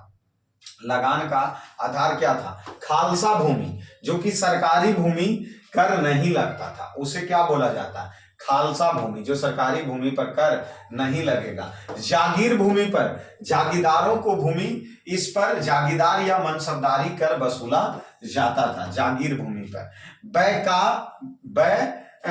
बाकी भूमि पर आय में कमी की क्षतिपूर्ति के लिए लगाया जाता था। कौन? बैकाबी भूमि। साथ में मदम दास भूमि, जो दान में दिए गए भूमि पर कर लगता था उसे मदम दास बोलते थे। अकबर के दरबार में 9 रत्न थे। 9 रत्न थे। 9 रत्न किसके दरबार में? अकबर के दरबार में।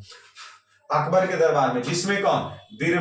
बीरबल असली नाम, ये सब 9 रत्न हैं उसके। किनके द्वारा? अकबर का। अकबर निपटा, मुगल वंश निपट जाएगा। तो अकबर के दरबार में 9 रत्न, जिसमें शामिल कौन थे? बीरबल, और इसका असली नाम महेश दास। उपाधि कवि प्रिय को दिया गया था। कश्मीर के विद्रोह को दबाने के दौरान मृत्यु हो गया। बीरबल की मृत्यु कब हो गया? तो 1586 ईस्वी में कश्मीर में विद्रोह हुआ था। उस विद्रोह के दौरान ही बीरबल की क्या हो गई? मृत्यु हो गई। आ जाइए, तानसेन अकबरे के दरबार में रहता था, जो कि ग्वालियर के थे, संगीत वादक था। असली नाम तानसेन का असली नाम रामतनु पांडे, ये प्रश्न पूछ ले तो तानसेन का असली नाम रामतनु पांडे। जैसे बीरबल का असली नाम महेश दास, बीरबल का असली नाम महेश दास, उसी प्रकार तानसेन जो संगीतकार थे रामतनु पांडे थे। उपाधि इनको दिया गया था कंठाभरण वाणी विलास, क्योंकि संगीतकार था इसलिए कंठाभरण वाणी विलास तानसेन को उपाधि दिया गया।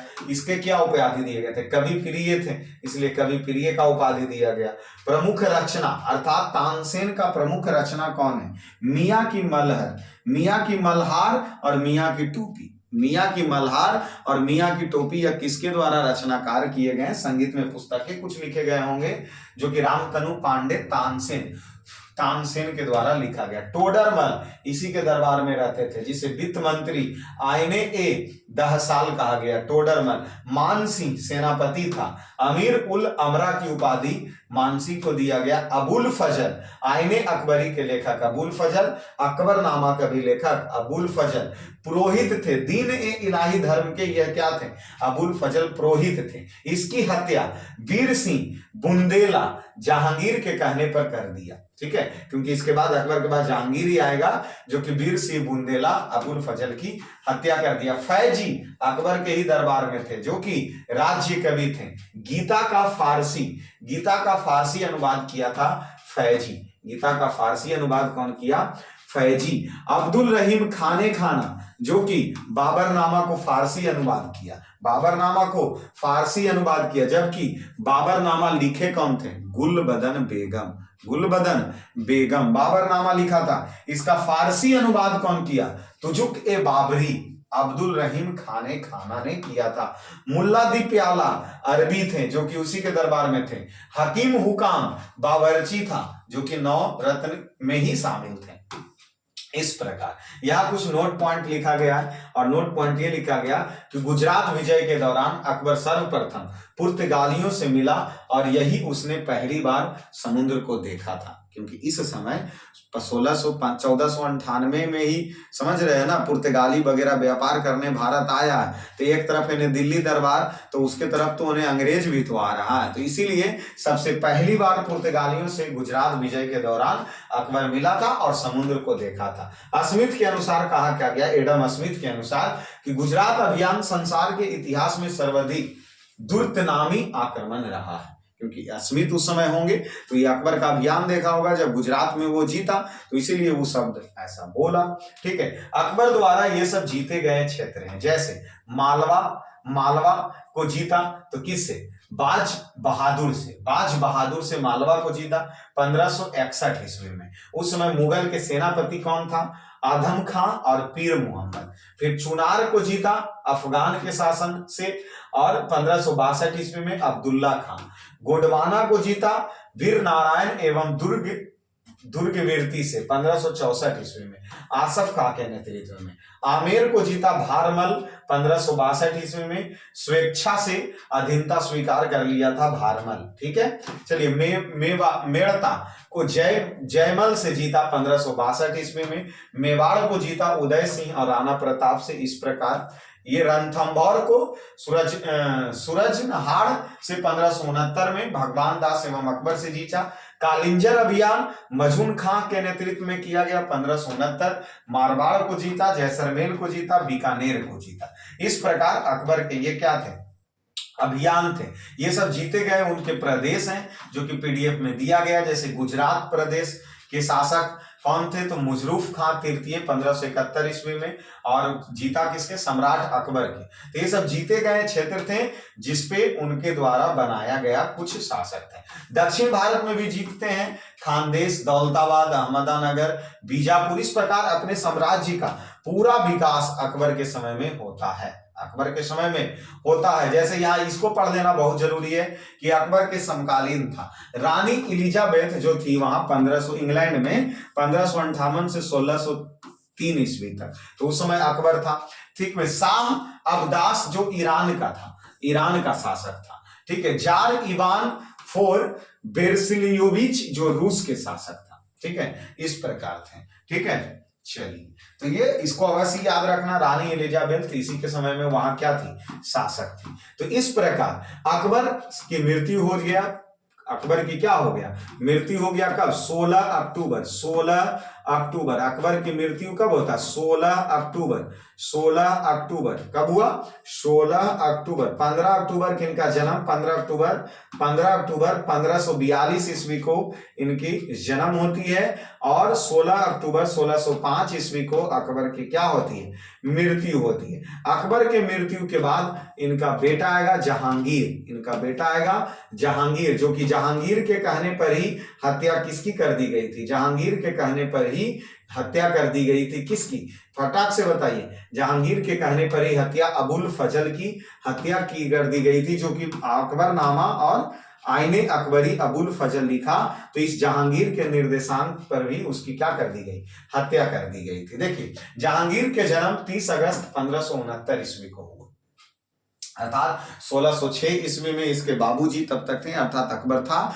लेकिन 1569 ईस्वी में ही जहांगीर का जन्म हो गया। मतलब बेटा जुआन है, बाप को जाने से पहले बेटा जुआन है। जहांगीर का बचपन का नाम सलीम था। इसकी माता का नाम जोधाबाई, जो कि ये विवाह किए थे जोधाबाई से, तो जोधाबाई था। ठीक है, अब इसके शिक्षक थे अब्दुल रहीम खाने खाना, और ये नवरत्न के दरबार में भी शामिल था। धार्मिक दृष्टि से सहिष्णु था। पत्नी इसकी थी मानबाई जगत गोसाई, जो कि इसकी पत्नी थे। राखी का त्योहार ये भी मनाता था। शराब पर प्रतिबंध लगा दिया और होली के दिन छुट्टी कर दिया, सब लोग रहेगा। जुआ पर भी प्रतिबंध लगा दिया और दिवाली के दिन छुट्टी रहेगा।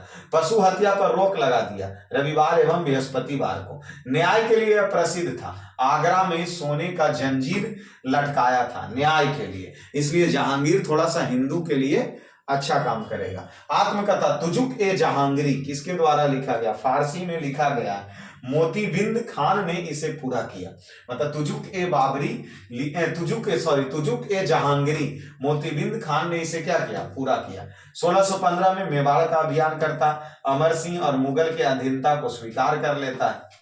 उसका पुत्र था करण सिंह, कहाँ का, मेवाड़ का पुत्र। इसके जहांगीर के पुत्र का नाम खुर्रम था, जो कि बाद में शाहजहां बनेगा। तो जहांगीर का बेटा कौन था, सही तो बोल रहे हैं, जहांगीर का बेटा कौन था, खुर्रम, जो कि बाद में शाहजहां बनेगा, और वो दक्षिण अभियान के दौरान ही शाहजहां बनेगा। ठीक है, टोडरमल तो समझ ही रहे हैं, उसके समय में दरबारी था। विद्रोह, काबुल और कंधार में विद्रोह होता है जहांगीर के समय में, अब जाएगा दबाने।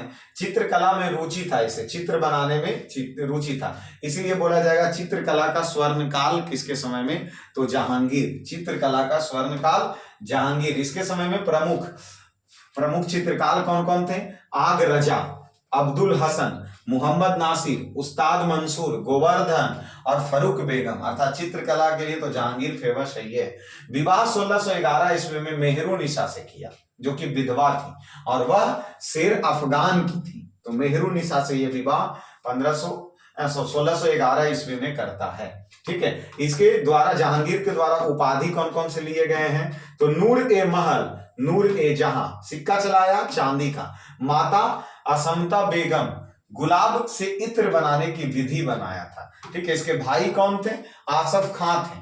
पिता गयास बेग, उपाधि क्या क्या लिखे, मकबरा आगरा।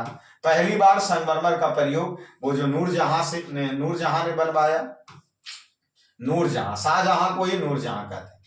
ठीक है, यूरोपीय यात्री कैप्टन हॉकिंस इसी के दरबार में आया था। Sir Thomas Roe, William Finch, Edward Terry, ये सभी लोग आए थे। ठीक है, जो कि कैप्टन हॉकिंस का राजदूत जेम्स प्रथम आया था। ठीक है, और अंग्रेज ने उपाधि से अंग्रेज खान को दिया गया था, अंग्रेज खान, और मनसबदार की उपाधि भी दिया गया था। जेम्स प्रथम जहांगीर के दरबार में आया था, जो कि कैप्टन हॉकिंस का क्या था, दरबार था, यूरोपीय यात्री। ठीक है, इस प्रकार थे। चलिए, प्रथम विदेशी यात्री जो 1615 ईस्वी में सर टॉमस रो था, इसके पुत्र शाहजहां थे। जहांगीर का पुत्र कौन था, शाहजहां था। 1627 ईस्वी में जहांगीर तथा नूरजहां को जेल में डाला, मतलब बाबूजी को, इसको क्या, शाहजहां जो सलीम था उसको जेल में डाल डाला। ठीक है, अशोक के स्तंभ लेख और समुद्रगुप्त को प्रयाग सस्ती अभिलेख को अपना लेख जुड़वा दिया था। ठीक है, प्रियसी अनारकली मकबरा लाहौर, जो कि जहांगीर ने खुद बनवाया था। मृत्यु जहांगीर का हो जाता लाहौर में, मकबरा नूरजहां ने बनवाया, मतलब इनकी मृत्यु लाहौर में होती है और लाहौर में ही इसका मकबरा बना है। ये शब्द हैं, दो असप्पा और सिंह असप्पा प्रथा का प्रचलन किया गया था। जैसे घोड़सवारी की संख्या को दुगना रखना, दो असप्पा। सिंह असप्पा का मतलब होता घोड़सवारी की संख्या को तिगुना रखना, इसलिए ये दो प्रथा था। किसके समय में? तो जहांगीर के समय में। ठीक है, उसके बाद आते हैं शाहजहां। उसके बाद आते हैं शाहजहां, जो कि शाहजहां के बचपन का नाम खुर्रम, शाहजहां के बचपन का नाम खुर्रम। और वैसे तो हमें लगता है कि यहां तक टिकने वाले बहुत कम ही होंगे, क्योंकि इतने लास्ट तक तो जिनको जुनून होगा अपने माँ बाप के सपना को पूरा करने का, वही हमारी बातों को सुन रहे होंगे। अन्यथा उम्मीद करते हैं कि बहुत कम होंगे जो यहां तक क्लासों को पहुंचाए होंगे। ठीक है, लेकिन फिर भी हमने जो ठान लिए हैं कि पूरी की पूरी बोल डालेंगे, पूरी की पूरी रिवीजन कर डालेंगे, तो अवश्य ही करेंगे, चाहे ना आधा घंटा और समय क्यों ना लगे। लेकिन आज हम सोच लिए कि अपने वचनबद्ध से नहीं तोड़ेंगे। ठीक है, इसलिए अभी यही इंपॉर्टेंट ज्यादा है, शाहजहां। उसके बाद बहुत जल्दी दिल्ली दरबार क्या होंगे, सॉरी मुगल वंश समाप्त होंगे। तो जहांगीर का बेटा शाहजहां, जिसका बचपन का नाम खुर्रम, उपाधि लिया था क्योंकि दक्षिण भारत का अभियान में जीता, इसलिए खुर्रम बन गया ही शाहजहां। खुर्रम ही बन गया कौन? शाहजहां। इसके माता का नाम, शाहजहां के माता का नाम जगत गोसाई। इसके पत्नी का नाम अर्जुमंद बानु बेगम, जो कि मुमताज बनेगी, और यही मुमताज तुम आज किला देखते हो। इस शाहजहां ने एक उपाधि लिया, मलिक्का ए जमानी। शाहजहां के बेटा कौन था?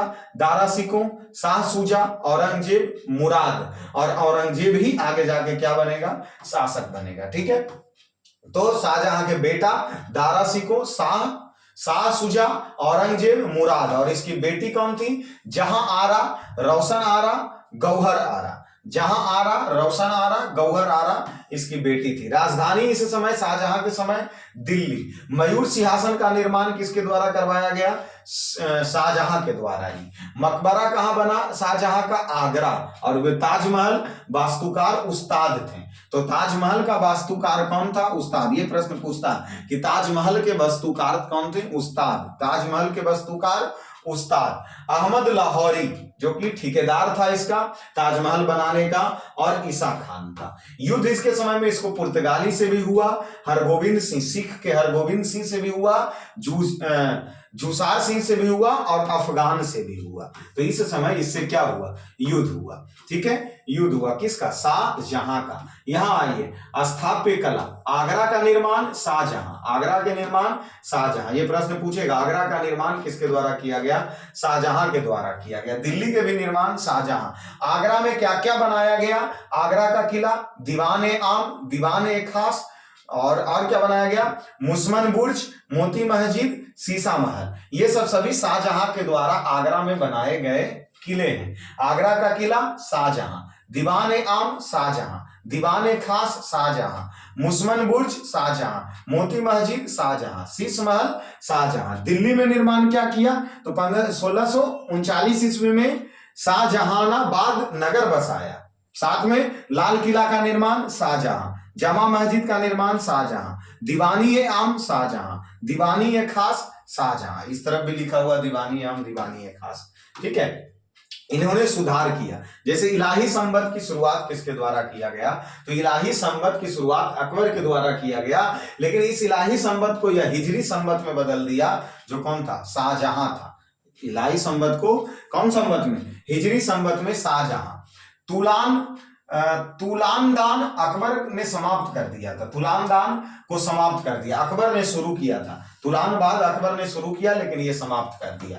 झरोखा दर्शन हुमायूं शुरू किया था, लेकिन शाहजहां समाप्त कर दिया। इसका उत्तराधिकारी दारा सिकोह बनता है, और जिसका पुत्र सुलेमान था। तो यहां देख लीजिए कि शाहजहां के जो बेटे हैं उसमें काफी युद्ध होता है। जैसे बहादुरपुर का युद्ध 1658 ईस्वी में हुआ दारा सिकोह के बीच में, जिसमें शाह सुजा की हार हुई। तो दारा सिकोह जीत गया। ये बेटा में ही आपस में लड़ेगा, धर्मट का युद्ध 1658 में हुआ, जिसमें औरंगजेब जीत गया और दारा सिकों हार गया, उसका बाल बच्चा ही लड़ रहा। सामूगढ़ का युद्ध में औरंगजेब जीता और आगरा में राज्याभिषेक अपने आप को करवा लिया 1658 ईस्वी में। देवराय का युद्ध में औरंगजेब जीता और दूसरा बार फिर से राज्याभिषेक करवा लिया। ठीक है, ये उस समय के क्षेत्र थे। जैसे बंगाल में किसको राज्यपाल बना दिया गया था शाहजहां के द्वारा? तो बंगाल में शाह सूजा को, गुजरात में मुराद को, और दक्षिण भारत में औरंगजेब को, और पंजाब में दारा सिकों को। मतलब अपने ये सभी बेटों को सभी जगह का राज्यपाल घोषित कर दिया। दक्षिण भारत का राज्यपाल औरंगजेब, गुजरात का राज्यपाल मुराद को, बंगाल का राज्यपाल शाह सूजा को, पंजाब का दारा सिकों को। लेकिन ये आपस में ही चारों बेटे लड़ेंगे और शाहजहां के मृत्यु के बाद गद्दी पर बैठेगा कौन? औरंगजेब 1618 ईस्वी में, जिसका माता मुमताज था। विवाह यह किससे किया? रबिया बीबी से किया, ईरानी की राजकुमारी थी, उससे विवाह कर लेता। केशवा नारायण मंदिर को तुड़वा दिया था वीर सिंह बुंदेला के द्वारा, औरंगजेब ने तुड़वा दिया। जाट के विरुद्ध आंदोलन करेगा, नेतृत्व जिसका कौन था? गोकुल और राजा राम था। इसके पुत्र, औरंगजेब के पुत्र कौन बनेंगे? अकबर द्वितीय, जो कि विद्रोह के समय में शरण लेता है कहां? तेग बहादुर, अर्थात ये 9वें सिख धर्म के 9वें तेग बहादुर के यहाँ अकबर द्वितीय जाके शरण ले लिया। तेग बहादुर 9वें, दिल्ली का सर कटवा दिया था, नहीं सॉरी, अकबर द्वितीय ने तेग बहादुर का सर कटवा दिया था। ठीक है, और संभाजी को खाल उधेड़ दिया था अकबर द्वितीय। साथ में मराठा शिवाजी शाइस्ता खान को पराजित किया अकबर द्वितीय। पुरंदर की संधि 1665 ईस्वी में जय सिंह के द्वारा किया गया, और कैद जयपुर महल का निर्माण आगरा में किया गया। जजिया कर वापस ले आया, जबकि अकबर के द्वारा जजिया कर को समाप्त किया गया था, और 1679 ईस्वी में अकबर द्वितीय ने जजिया कर पुनः ले आया। शतरंज पर रोक लगा दिया, संगीत पर रोक लगा दिया, चित्रकला पर रोक लगा दिया, सरिया कानून लागू कर दिया, बीबी का मकबरा औरंगाबाद में बना दिया। ठीक है, बीबी का मकबरा औरंगाबाद में बना दिया अकबर द्वितीय के द्वारा। सिक्कों पर से कलमा हटवा दिया गया। ठीक है, चिकित्सक फ्रांसीसी यात्री आए अकबर द्वितीय के समय में। सूबों की संख्या 20 कर दिया गया, और अकबर द्वितीय की मृत्यु 20 फरवरी 1707 ईस्वी में हुआ, और इसके गुरु थे कौन? मीर मुहम्मद हकीम। 1665 ईस्वी में हिंदू मंदिर को तोड़वाने का आदेश दे दिया, और 1685 में बीजापुर पर विजय, और 1687 में गोलकुंडा पर विजय। और यहां से उत्तर मुगल काल होंगे, और उत्तर मुगल काल ज्यादा चलेगा नहीं, क्योंकि उत्तर मुगल काल में उसके बाद शासक बनेंगे बहादुर शाह, जो कि गोलकुंडा के अभियान किया, और शाह ए बेखबरी, कुछ पता ही नहीं है, बहादुर शाह को ऐसा बोला जाता है। बहादुर शाह के बाद जहादार शाह बना, जिसे लंपट मूर्ख के नाम से किसे जाना जाता है? प्रश्न पूछेगा, लंपट मूर्ख के नाम से किसे जाना जाता है? जहादार शाह। लंपट मूर्ख, जहादार शाह, लंपट मूर्ख, जहादार शाह, लंपट मूर्ख, जहादार शाह। फर्रुख सियर, घृणित कायर के नाम से किसे जाना जाता है? फर्रुख सियर, घृणित कायर, फर्रुख सियर, घृणित कायर, फर्रुख सियर। और साथ में मोहम्मद शाह का मूल नाम रोशन अख्तार था। तो इस प्रकार आते हैं, और आते आते आते आते अकबर द्वितीय और बहादुर शाह द्वितीय तक के क्या हो जाता है? मुगल वंश समाप्त हो जाता है, रंगून में भाग जाता है। और ये किसके वजह से? तो अंग्रेज के वजह से ये भागेगा। कौन? बहादुर शाह द्वितीय। बहादुर शाह द्वितीय 1857 ईस्वी के विद्रोह का नेतृत्व किया था बहादुर शाह द्वितीय। तो इस प्रकार उत्तर मुगल काल में ज्यादा कुछ प्रश्न है नहीं, जो पूछता है, जो भी पूछता है तो उन्हें के 4-5 को से, ठीक है। इसलिए शुरू में वही 4-5 को अच्छे से कंप्लीट किया गया, प्रश्न वहीं से पूछा जाएगा। पीडीएफ आपके पास अवेलेबल है। अगर कोई भी एक भी हमारे मित्र अगर लास्ट तक इस क्लास में जुड़े होंगे तो शायद इस क्लास का महत्व हमें पता चलेगा, और वह अवश्य ही हमें कमेंट करेंगे कि हाँ हम अंतिम तक जुड़े हुए थे। ठीक है, ठीक है। चलिए, तो इसके बाद एक और बचता है इस नोट्स में, और अगले क्लास हम वही लेकर के इसको समाप्त कर देंगे, मराठा साम्राज्य। उसके बाद ये पीडीएफ जो है इतना तक ही समाप्त हो जाएगा। ठीक है, चलिए।